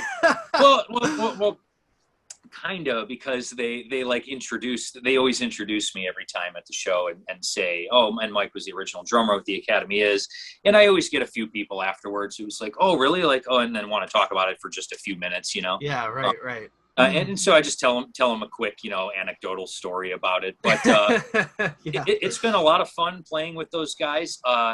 That band is like, I mostly play like smaller bars and beer gardens now with a lot of the stuff I'm doing. But with that band, we still play like relatively big rooms for like 300-400 people, a decent sized show. And it's like a freaking time capsule, man. It's amazing. It's like, I feel like I'm in the moment with the Academy again, doing this all over, because everybody looks the part of 2004, 2005. There's Right. there's a lot of eyeliner and this hair, Totally, man. It's kind of amazing, man, because like people talk to us after the show and it reminds me of being on tour with those guys, because we play some cool venues. I played this place called the Majestic Theater in Madison, which is one of the dopest places I've played in recent years. It had a big balcony. It's very similar to some of those venues I was describing. I actually played on tour when this was all happening. So it's been a lot of fun to play with that band. It's really, really come full circle. I've made a few suggestions to them to play like probably Slow Down from this album. I'd say that was probably the biggest hit. Probably, so like you guys should do this song. So that's been one of the real joys lately, the last few years of like you had mentioned, reliving all the nostalgia of the emo scene. Like, right. Those guys don't really. It's more Midwest and local. Like they've gone out to Cleveland, and I've played in Columbus, Ohio, with them. Not at the Newport Hall, but smaller place. But man, we don't get like all the way out to the East Coast. But I'd love for you to see this group. I think you'd like it a lot. I would love that, man. That sounds super awesome. It sounds like a lot of fun. Yeah, totally. Like just a super. It's cool with those like nostalgia type things because it's It really seems like, there was kind of an era where all the emo stuff kind of just like how any era is in music or culture, where like I feel like around maybe 2013 or 2012 or so, like it was not cool to like celebrate your emo past, right? Everyone who was kind of involved in that scene was maybe a little ashamed of it or something, or I don't know, like it was kind of like uncool for a little bit. And then now it's kind of reached that sort of renaissance where people are like, maybe like over that era where you're kind of maybe like early college aged, where you're like, oh, I need to listen to like mature music now. Yep. And and then you kind of get a little older than that, and you're like, wait a minute, I love all this other stuff too, but I realize how special this sort of like teenage emo wave was, and how it wasn't just this like dumb little phase thing. Like it was a genuinely really special scene and a special movement, Yeah, it definitely was. And like I said, I was 17, 18 at the time when it was all going on. And then I played in a really cool original progressive rock alternative band called Amrita for about 8 or 9 years after that. And I sent you some of that stuff. We put out 4 albums, but I didn't really get to appreciate the emo nostalgia as much really until I joined this tribute band in 2018. And I'm 35 now. I was 32 at the time. So and I was 18 when I left the academy, as 32 when I joined that tribute band. So there's all my 20s and 2 years on each end. So 14 years of time that I was just like, I didn't give a shit about any of that emo stuff. I had moved on to, progressive rock and jazz fusion and like headier stuff, but I started playing with this tribute band. We play killer venues. The crowd's really into it. They're screaming all the words. It feels like it's all live again, happening at the time. So I've really gotten an appreciation for the nostalgia of the whole thing the last 3 years or so. Right on, man. So I have just a few questions left for you, and then we'll wrap it up. I know we've been going for a little while now. I don't want to infringe on too much of your time, but I guess one question that I have, I kind of asked this beforehand before we started like recording, but you've been playing music all this time since then. How often do people, I guess, sort of come up to you and know you from that band, or you tell them that you were in that band and they're like, oh, or whatever the academy, that band being the academy is? Or also, like, are there any people from that early 2000s Chicago scene that are either like still around in the scene that you still talk to, or anybody who, or even, man, here's a question.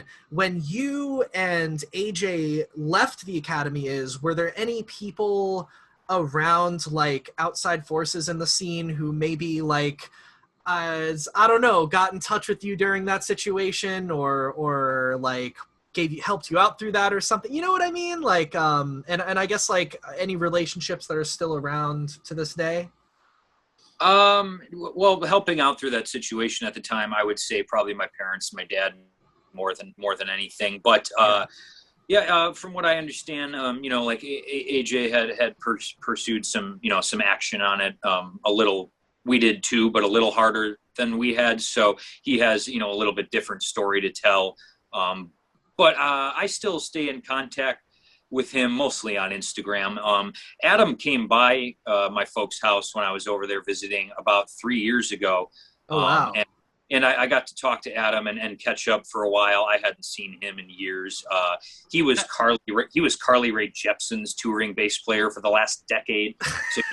So he's been playing arenas and stuff doing. So yeah. He had that really work out for him to like moving on to the next big thing for him, which happened to be like, a backing player for a big artist. Right. Yeah. I was just doing a lot of the local stuff still, all through that. I kind of got over it pretty quick at the time and moved on. And cause like I was telling you, they had asked me back but you know what, man, I had thought about it for a few days and it was just something I didn't want to do at 18. I had a girlfriend at the time. I was interested in, I don't want to like put down emo music. That's not what I'm doing, but interested in bettering myself as a musician. I was starting to like get into more jazz kind of stuff. And I just really wanted to become a better drummer and stuff.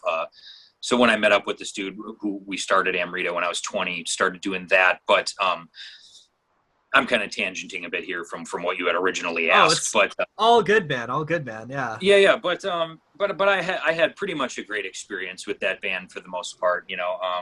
It was very short lived, man. I was only in that band for probably 18 months.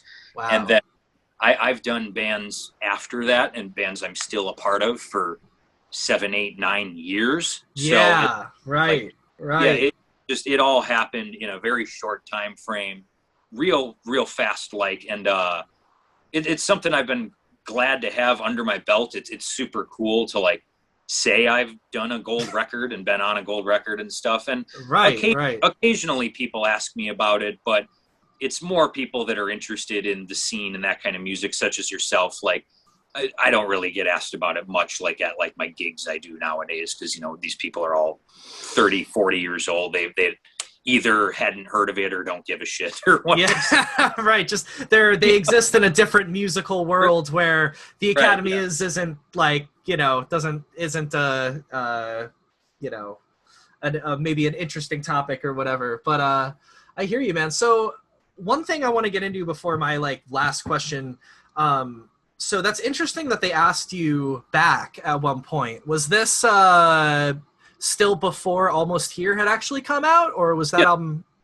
Yes. So like I said, I'll just to sum it up real quick. We did recorded Almost Here June of 2004. We did 2 tours with Less Than Jake and Fall Out Boy in July of 2004. In August 2004, like I said earlier, my quick story, didn't contact him for a few weeks. So in August of 2004, we had separated. At the end of August, I think they had asked me back.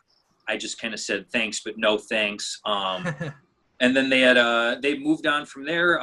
Almost Here came out in February of 2005. It had all the new lineup of the band listed on it. And they continued to go from there. And like I heard addressed in your last video about them that I watched to kind of, re-summarize some of this stuff. Adam was saying in his podcast he did maybe they messed with a good thing that they shouldn't have messed with. A lot of people, people have told me, yeah, man, that I've heard that EP or just Almost Here if they hadn't heard the EP, and they're like, it just hits different than some of their other albums. The drums definitely have a different sound to them, and I'm not like tooting my own horn or anything. There's plenty of players better than I am, but they were like, you and that other guitar player really helped make that band sound like that band. And I think that's maybe what some of those later albums suffered. And I sort of agree with Adam that maybe they shouldn't have messed with a good thing, but I'm glad it all worked out how it did, because I went a different route musically with like progressive rock and jazz fusion, like I said. And I've just continued to get better as a drummer. And while I may have made more connections, like how Adam ended up playing for Carly Rae Jepsen, stuff like that, I might have, gotten a good backing job, but I gotta defend the route I went, right? Because it's the only life I know, because that's the decision I made. And, I just think I'm probably a better drummer now that I went a different route with what I was into. But at the time, man, it was a great experience. And I was, except for, some of the riffs and songwriting, I pretty much loved touring, loved playing all those shows with those guys and have nothing but, so it's great to talk about this with you and, hopefully have nothing but positive memories to put out there for people from my end, because that's mostly what I have. It's like 90% positive memories. So. Right on, man. That's what I'm talking about. Yeah, I think people are gonna really appreciate hearing about your side of this, and maybe I'm sure a lot of people might learn a lot of things about bands that they like that they might not necessarily know about. And I think people. I don't know. I like you said, I think a lot more people should hear that EP because it is really cool stuff. And I do want to toot your horn a little bit, man. Your drums on that shit is like fucking insane, dude. You were ripping it up. Like I love, dude, you on the EP, man, you were doing all that shit. I play a little drums myself. I've played in some bands. Dude, you were like, when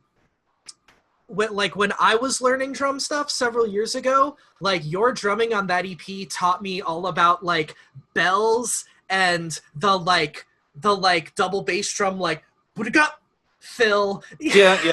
You know what I mean? Like stuff like that I feel like a lot of was kind of typical of a lot of the contemporary like emo stuff at the time. But your drumming, man, on that stuff, you really killed it. And there's some very iconic drum fills, like big drum fills on Almost Here. I wish, I could think of some of them, but there's some big ones in there that I'm like, dude, you need to like it should be known that you were the one who ripped it up on that shit, So I just want to say, I don't, once again, not to be like weird or whatever, or just fanboy out, but like you guys, you as a drummer did some awesome stuff on that, and you guys really gelled musically, and I don't know, I think it was a special thing.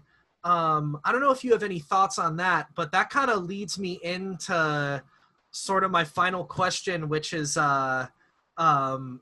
do you like miss playing those songs at all, and would you ever be open to like reuniting with those guys? And because I know that they have done some reunion stuff here and there, but if you were approached about something like that or playing some of those those old songs with them, is that something you would be into?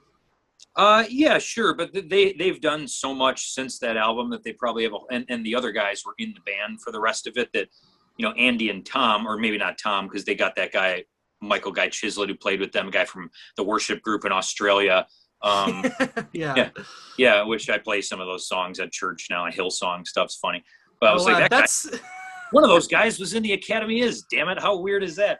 But they've done like 3 of the 4 albums, and I did like 1 and the EP. So they've never asked me to do any of that, and I know at like Riot Fest, maybe the last few years before COVID, I think I saw like a Academia's reunion. I think maybe in 2015 they did like a 10-year reunion of like the release of Almost Here. So they did. Yeah. I have like, zero bad blood or anything. And that was a lifetime ago. Everything has been, sorted, or everybody's moved on since then. So if they ever asked me to, I would probably be interested, because I know it would be like a great gig, both crowd-wise and anything else, but a good opportunity to take. Now, real quick, I had mentioned you earlier, we wrote about 3 or 4 of these songs before like they recorded them, and then leading up to the recording, we wrote the rest of them, finalized them, but I only played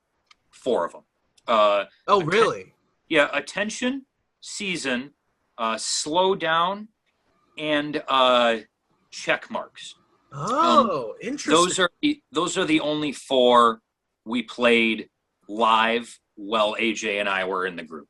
that made its way into the set list amongst Judas Kiss and The Author and all the tunes, in our defense, all the tunes from the EP. So I never got to play live. The Phrase That Pays, Black Mamba, Skeptics and True Believers, Classified, Down and Out, and Almost Here. Those tunes, I've never performed live with the band. We wrote them. I've played them a zillion times in pre-production. I recorded them in 2 days. I did the whole album in 2 days, and you're such a killer drummer, man. You did that shit in 2 days. That's crazy. Yeah, about half one day, half the next day, maybe 5 and 5, 7 and 3, something like that. But because we had to get tones the first day, which took half the day. But so I have not played pretty much those tunes since I recorded them. Throughout the summer after recording, when we were on those tours I mentioned, we did play Attention, Season, Slow Down, and Check Marks. Those were in those tour set lists. But none of those other tunes, man. I have not played them since those 2 afternoons in St. Cloud, Florida in June of 2004. Was the last time I even played those songs, brother. That was the last time I played those. That's wild, man. 17 years ago. Shit. That's crazy. That's crazy. Dude, do you have any like, live footage or like pictures of you guys back then that not many people might know about or anything? Because that stuff is few and far between, man, as far as what's available on the internet, Yeah, you know what's funny, man, is I brought because smartphones weren't around back then. I brought a like one of those disposable Kodak cameras with me on our Less Than Jake tour, one of them anyway, and I took a ton of pictures. And I brought him like a buddy's house after I got home from tour, and I lost him, and I've never seen him since. So they exist somewhere as a stack of developed Kodak photos. Yeah. Wherever they are. But whatever footage was on the internet, you said the EP came with that bonus kind of thing, and you shared some footage in your last video. Right. That's about some of the only live footage from back then I even know about that still exists. I might have... You played a concert footage of ours. We played a Battle of the Bands at Willow Creek Church in Barrington, where I grew up going. And you had some of the footage of that included in your last video on them. I might have a DVD of that somewhere at my mom's house. Oh, wow. Which would have that whole show on it. I can follow up with you in a few days on that, but that'd be cool. That'd be cool, because maybe it'd be cool if if you dig up some stuff that is kind of rare, not many people have seen, maybe we can like incorporate it with this video somehow to kind of like, I don't know, put some cool footage in just to give people an idea of like, more of the vibe of the band early on, like kind of the era that we're talking about. Maybe, I don't know. It would be cool. Yeah, I'd love to find that that for you and get it like ripped onto like onto like the internet or something. Like we could get it on YouTube or something. That whole show, I'd love to get that to you so you could see that. That would be amazing, man. It has no copyright to it, so if you want to release that footage, man, that shit's from 2003. It's way outdated, so you could do what you want with it. That's amazing, dude. That's amazing. Okay, so thank you for talking to me, man. I have one final question, and then I will let you go. And this has been great. Seriously, thank you so much for doing this with me. And also after this question, you can like plug whatever you want. I know you've been in like a million other bands, and we only focus. You know what I mean? Sure. So I guess my last question, kind of a funny one, but I want to hear your thoughts. So if you, which album do you prefer? And maybe give me your thoughts on why and why not the other one. 2 albums, Santi by the Academy Is, and Fast Times at Barrington High by the Academy Is. What which one do you like better, and what are your like? I guess just, I don't know, from a musical standpoint, like, what are your thoughts on sort of the evolution of them? I don't know. Okay, well, my honest and candid answer up front and confession is I have never listened to either one all the way through. Okay. But I do know a few of the songs in each one. I believe About a Girl is on Fast Times at Barrington High, and that is the song that I cover regularly when I'm out with Taking Back Emo and stuff. Right. And then I know from Santi, they had LAX to O'Hare was one of the tunes. Mm-hmm.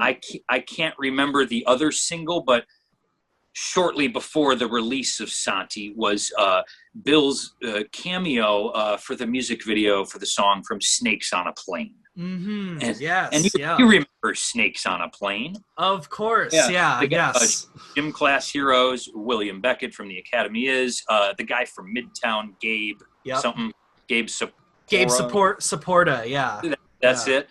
But man, I don't know enough to make a judgment on either of those albums, but I would say just the last one, and my only personal reason is the fact that I cover one of the songs from the last one with the tribute group I do. So I'm like, okay, this is fun. Yeah. Right. But, no, I would pick the two that I recorded on the EP and almost here. Right on. And I think like a lot of fans would too, if that is cool for you to know. I think a lot of, it seems to be, all the albums have their fans, and it seems to me like people who weren't fans back in the day, or maybe got into the band more recently, seem to be more privy to the third album, the last album, Fast Times, for some reason. Whereas it seems like people who were more aware of it at the time are more into the early stuff. I don't know, just something I've noticed. Yeah, I don't know, man. People that dive deep know the early stuff, and that's you. You dive deep on all that stuff. Totally. Well, yeah, I just wanted to ask that last question just to get your thoughts on it, man. You know what I mean? I just don't know enough about either of those albums, to be honest with you. And I can imagine, I think if I were in your shoes in like 2008, I'd be like, I'm not listening to this shit. Like, I'm not going to like listen to this new CD by, Right. not even like any sort of like a Bad Blood thing, but just like, what am I going to do listening to this? It's not going to. Right. Yeah. I had moved on to the band. I ended up making 4 records with that. We were local, the band Amrita. Here's 2 of our albums. But by 08, 09, I was, very involved in all the songwriting, everything. So my life was all about this band, Amrita. Right on. And I had kind of moved on from this stuff by 08, 09. So I just didn't really care what they were doing at the time, Totally. Yeah, that makes sense. I think that's I think any other reaction would have been straight. Like, I think that's the right, instead of being like weird and obsessed with, what your former bandmates are doing, it's kind of just like, they're doing their thing, is what it is. I hit the ground running again, and in our band Amrita, we played House of Blues 5, 6, 7 times. We played Metro in Chicago, another big venue, 5, 6, 7 times. So we never really toured, but we did a ton of great stuff locally, put out great music. I tour seldomly with Taking Back Emo. We do like a, not van and trailer, but like SUV and trailer, and they get like hotels, and it's the first time I've toured since the Academy Is days. So I am touring again, but it's kind of like touring as an adult and not touring as a teenager. You don't sleep in the van. You don't go sleepless nights.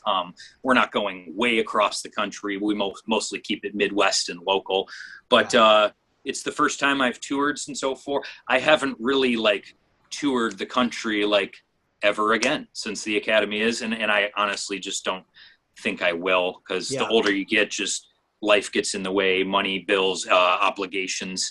And I know physical, mental health, all that, Yeah, I know local bands in the scene I'm in now that tour, and like people know about them all over the country, but they're not making, the kind of money you need to be making when you're in your mid-30s, man. You know what I mean? So it's just, I just probably wouldn't do it like that at this point, but I totally hear you. I get you. Yeah, small time, 2-night Midwest runs, weekend tours. That's about the extent of what I'm doing now, Nice. That's cool. And I do want to say, I did check out Amrita's stuff a little while back, and I really liked it, man.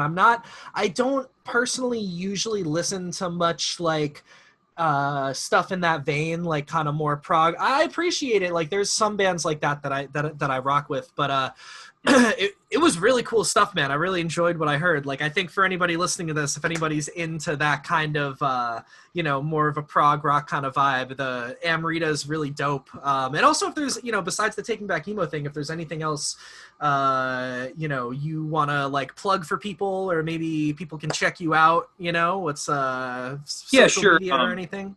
Right, yeah, real quick. So the band Amrita I was with from 2006 to 2014. We have 4 albums. They're on Bandcamp. They're not on Spotify. They're all on bandcamp.com, but they're free. It's alternative rock meets like progressive indie rock. So it's really well-written, cool music. I've been, my main band since 2013 has been my homies in a band called Bronson Rock. Some crossover members from that band, some new. I play with a group out in the Fox River Valley. Other than Taking Back Emo, the band I gig with the most is called Covington Groove /Infunctious. They got a couple different variations of the band, depending they're doing covers or originals. That's the band I'm gigging with the most right now. So I would list, I guess, those groups as the ones to check out. Bronson Rock has an album on Spotify. Amrita has 4 albums on Bandcamp. The other stuff, Taking Back Emo and the Covington and Functious thing, we don't really have any recorded music. It's just kind of a live experience, right? So if you're in that area, come see a show. I'm still gigging all the time, man. I play a lot. Local hero, Dude, staying busy, what I love, man. Totally. I was actually kind of thinking about this the other day. Like I'm following you on Instagram and getting to know you. Like you're like the real deal, man. As far as like like you're like a musician through and through. You're a drummer. You're still doing like the same stuff you've always done. It seems like you're happy doing it. You're not like this guy trying to like, I'm trying to make my thing happen. And, like, cause there's a lot of that in music. There's a lot of people who, are like, whatever. Sometimes it's rare to find people who just simply love the craft of it and just love playing their instrument and love just jamming with people and playing out. And I really admire that about you, man. I think that that's really cool that you've like, always just kind of kept it real and done your thing. And like, you've really just like stayed true and kept it real as like a musician. And I don't know, I really admire that, man. I think that's awesome. Cool. Thanks, Julian. Yeah, I appreciate that, man. That's definitely what I'm doing. I've loved playing drums since I was a little kid. I'm over 25 years into doing it now. I've been playing it since I was about 8 or 10 years old. So I just, any gigging opportunity, a lot of people ask me, via Instagram or whatever, how do you get so many gigs? How are you staying so busy? How do you play so much? And honestly, man, the answer is to like, you got to practice a lot and really want to do it. And a lot of musicians are serious about their instrument, but say yes to almost every offer you get, man. Even if you don't know the music, fucking figure it out later. Like 2 years ago, I took a couple of one-off gigs. Well, I'll tell you about these real quick, with a System of a Down tribute band. And then one of the original touring guitar players from Frank Zappa's band, this guy, Ike Willis, who's like my parents' age, some friends of mine in a local prog band were his backing band. So they asked me to learn 25 Frank Zappa songs, which is like blow your mind, crazy progressive music. And those two gigs were in the same summer. They were 2 years ago in 2019. So I had to learn close to 50 tunes of music that wasn't hard or wasn't easy. I mean, I was nervous as shit about it, but dude, just a quick story I want to tell, but just, dude, for sure.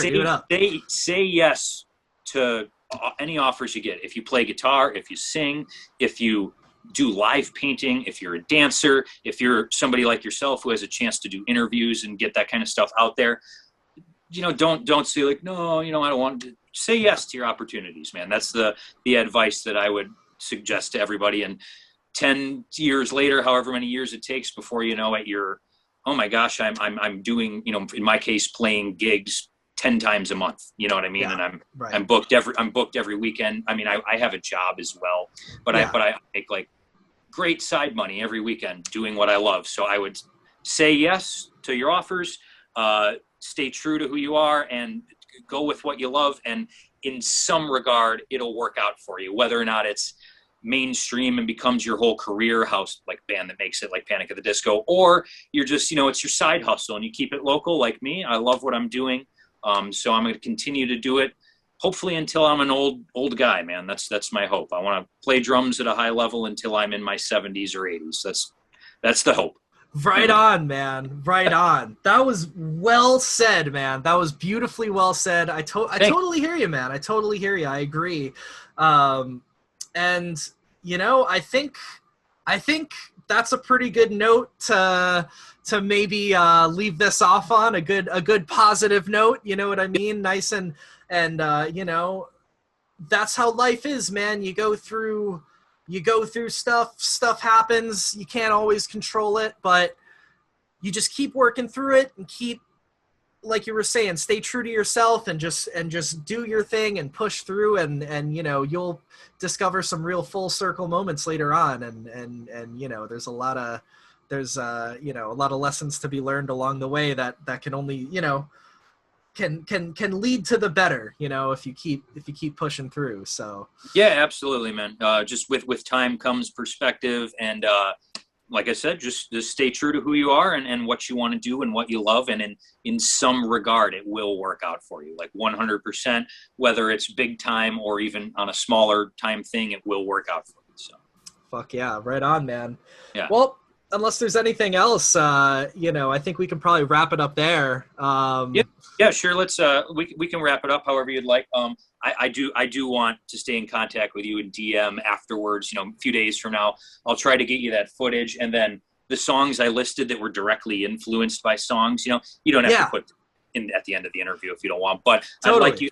I'd like you to hear that stuff just so you can be like, oh, like, wow, like that really does sound, because it's just like insight that I hope, that somebody like you would be interested in knowing about. So absolutely, right on. And it is cool because, it seems like you guys, I kind of should have mentioned this earlier, but you guys had a lot of influences that were very outside of kind of the emo world that you guys existed in. Like you guys were kind of bringing in stuff, that weren't necessarily maybe influences for other bands in that scene at the time. So it's cool to hear about what exactly those influences are, because I can tell that, it wasn't just like, you guys were kind of looking outwards into other musical grounds and stuff, Yeah, most definitely. Pretty eclectic taste, but it all kind of came out sounding how stuff of that time sounded. It sounds like an emo rock album, which is what it is. Right. So, yeah.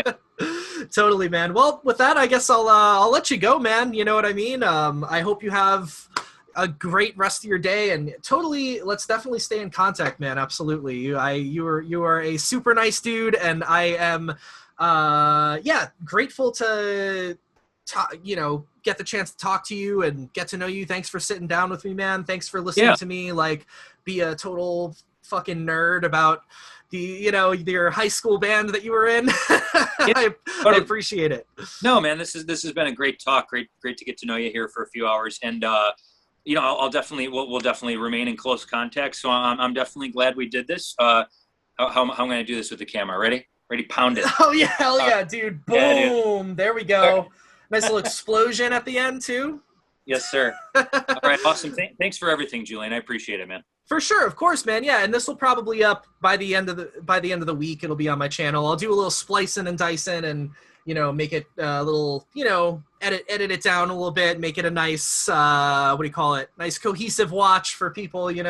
Sure. On your end, do you have like a clock of how long this has been running? I don't on mine. I was wondering if you did, since you set it up. I don't either, but I think, let's see, it's 4:00 where I am now. We started at, I think, 1:30, 2:30, 3:30. We got like 2.5 hours recorded. So okay, whatever you want to edit it down to, your call, brother. So right on. Yeah, I like to keep these. It's probably going to be like most of it. You know what I mean? Just like, I guess I'll try to shorten it a little bit, but I'll I'll try to, it'll be the good stuff. I'll try to make it a nice watch for people, but also, because part of a big theme of my channel in general is like going in depth on like sort of these niche pockets of sort of the emo wave that existed at that time. So, I like to go in depth, and I like sort of long form stuff. So it'll probably be most of, what we talked about and whatnot. This is the first like long form thing I've ever done. I've done like some interviews throughout the years, but they've all been pretty short. This is the first ever like podcast type thing where it goes 2-3 hours that I've done. This is the first time I've ever done that. So right on, man. Well, I am super. It's an honor to be able to do that with you, dude. Like for real. And I'm also excited to see what people what some of the comments on this video and stuff are going to be. It'll be real cool. I think people will find this super interesting, man. Okay, yeah, for sure. And then like you mentioned way up top, but last quick plug if you want to edit this in there. Totally. It's I'm Mike Plays Drums on Instagram. And Michael Dane on Facebook, the one with like a drum photo, you'll see, because there's a Michael Dane. So if you want to find me on social media, those are the only two I'm on. So Instagram and Facebook. Right on. I'll put your links in the description if that's cool. So if people want to follow you or get in touch with you, they can do that. Sure, yeah, and I post about the groups I play with. So you don't got to put links to the groups. I post about all that shit all the time on my Instagram. So if you find my Instagram, you can find the music I do. Simple right enough, on, man. Right on. Sweet. Well, I guess sign it off here. Thanks for everyone who tuned into this, and everyone who listened this far, showed any interest into this little interview here. Mike is an awesome dude. Shout out. Thank you for doing this with me again. And yeah, man, I hope you have an awesome rest of your day. I know you're back to like gigging and stuff now that, the COVID stuff is kind of, everyone's vaccinated and stuff. So that, I know you've been busy with that. So that's awesome to see you out there still doing your thing. So yep, just gigging a lot. And it's been a lot of fun to share an in-depth story of all these memories with you. I've never really gone this deep on telling the story because not a lot of people have a few hours to want to talk about it. So it's been really cool, and I'm very glad you asked me to do this. It's been really fun, man. So thank you, Julian. Hell yeah. Thank you very much, man. And with that, I will let you go. And I hope that you have an awesome rest of your day, man. You too. Cozy representative, y'all. Right on. You as well. Peace out, dude. I'll see ya. See you, brother.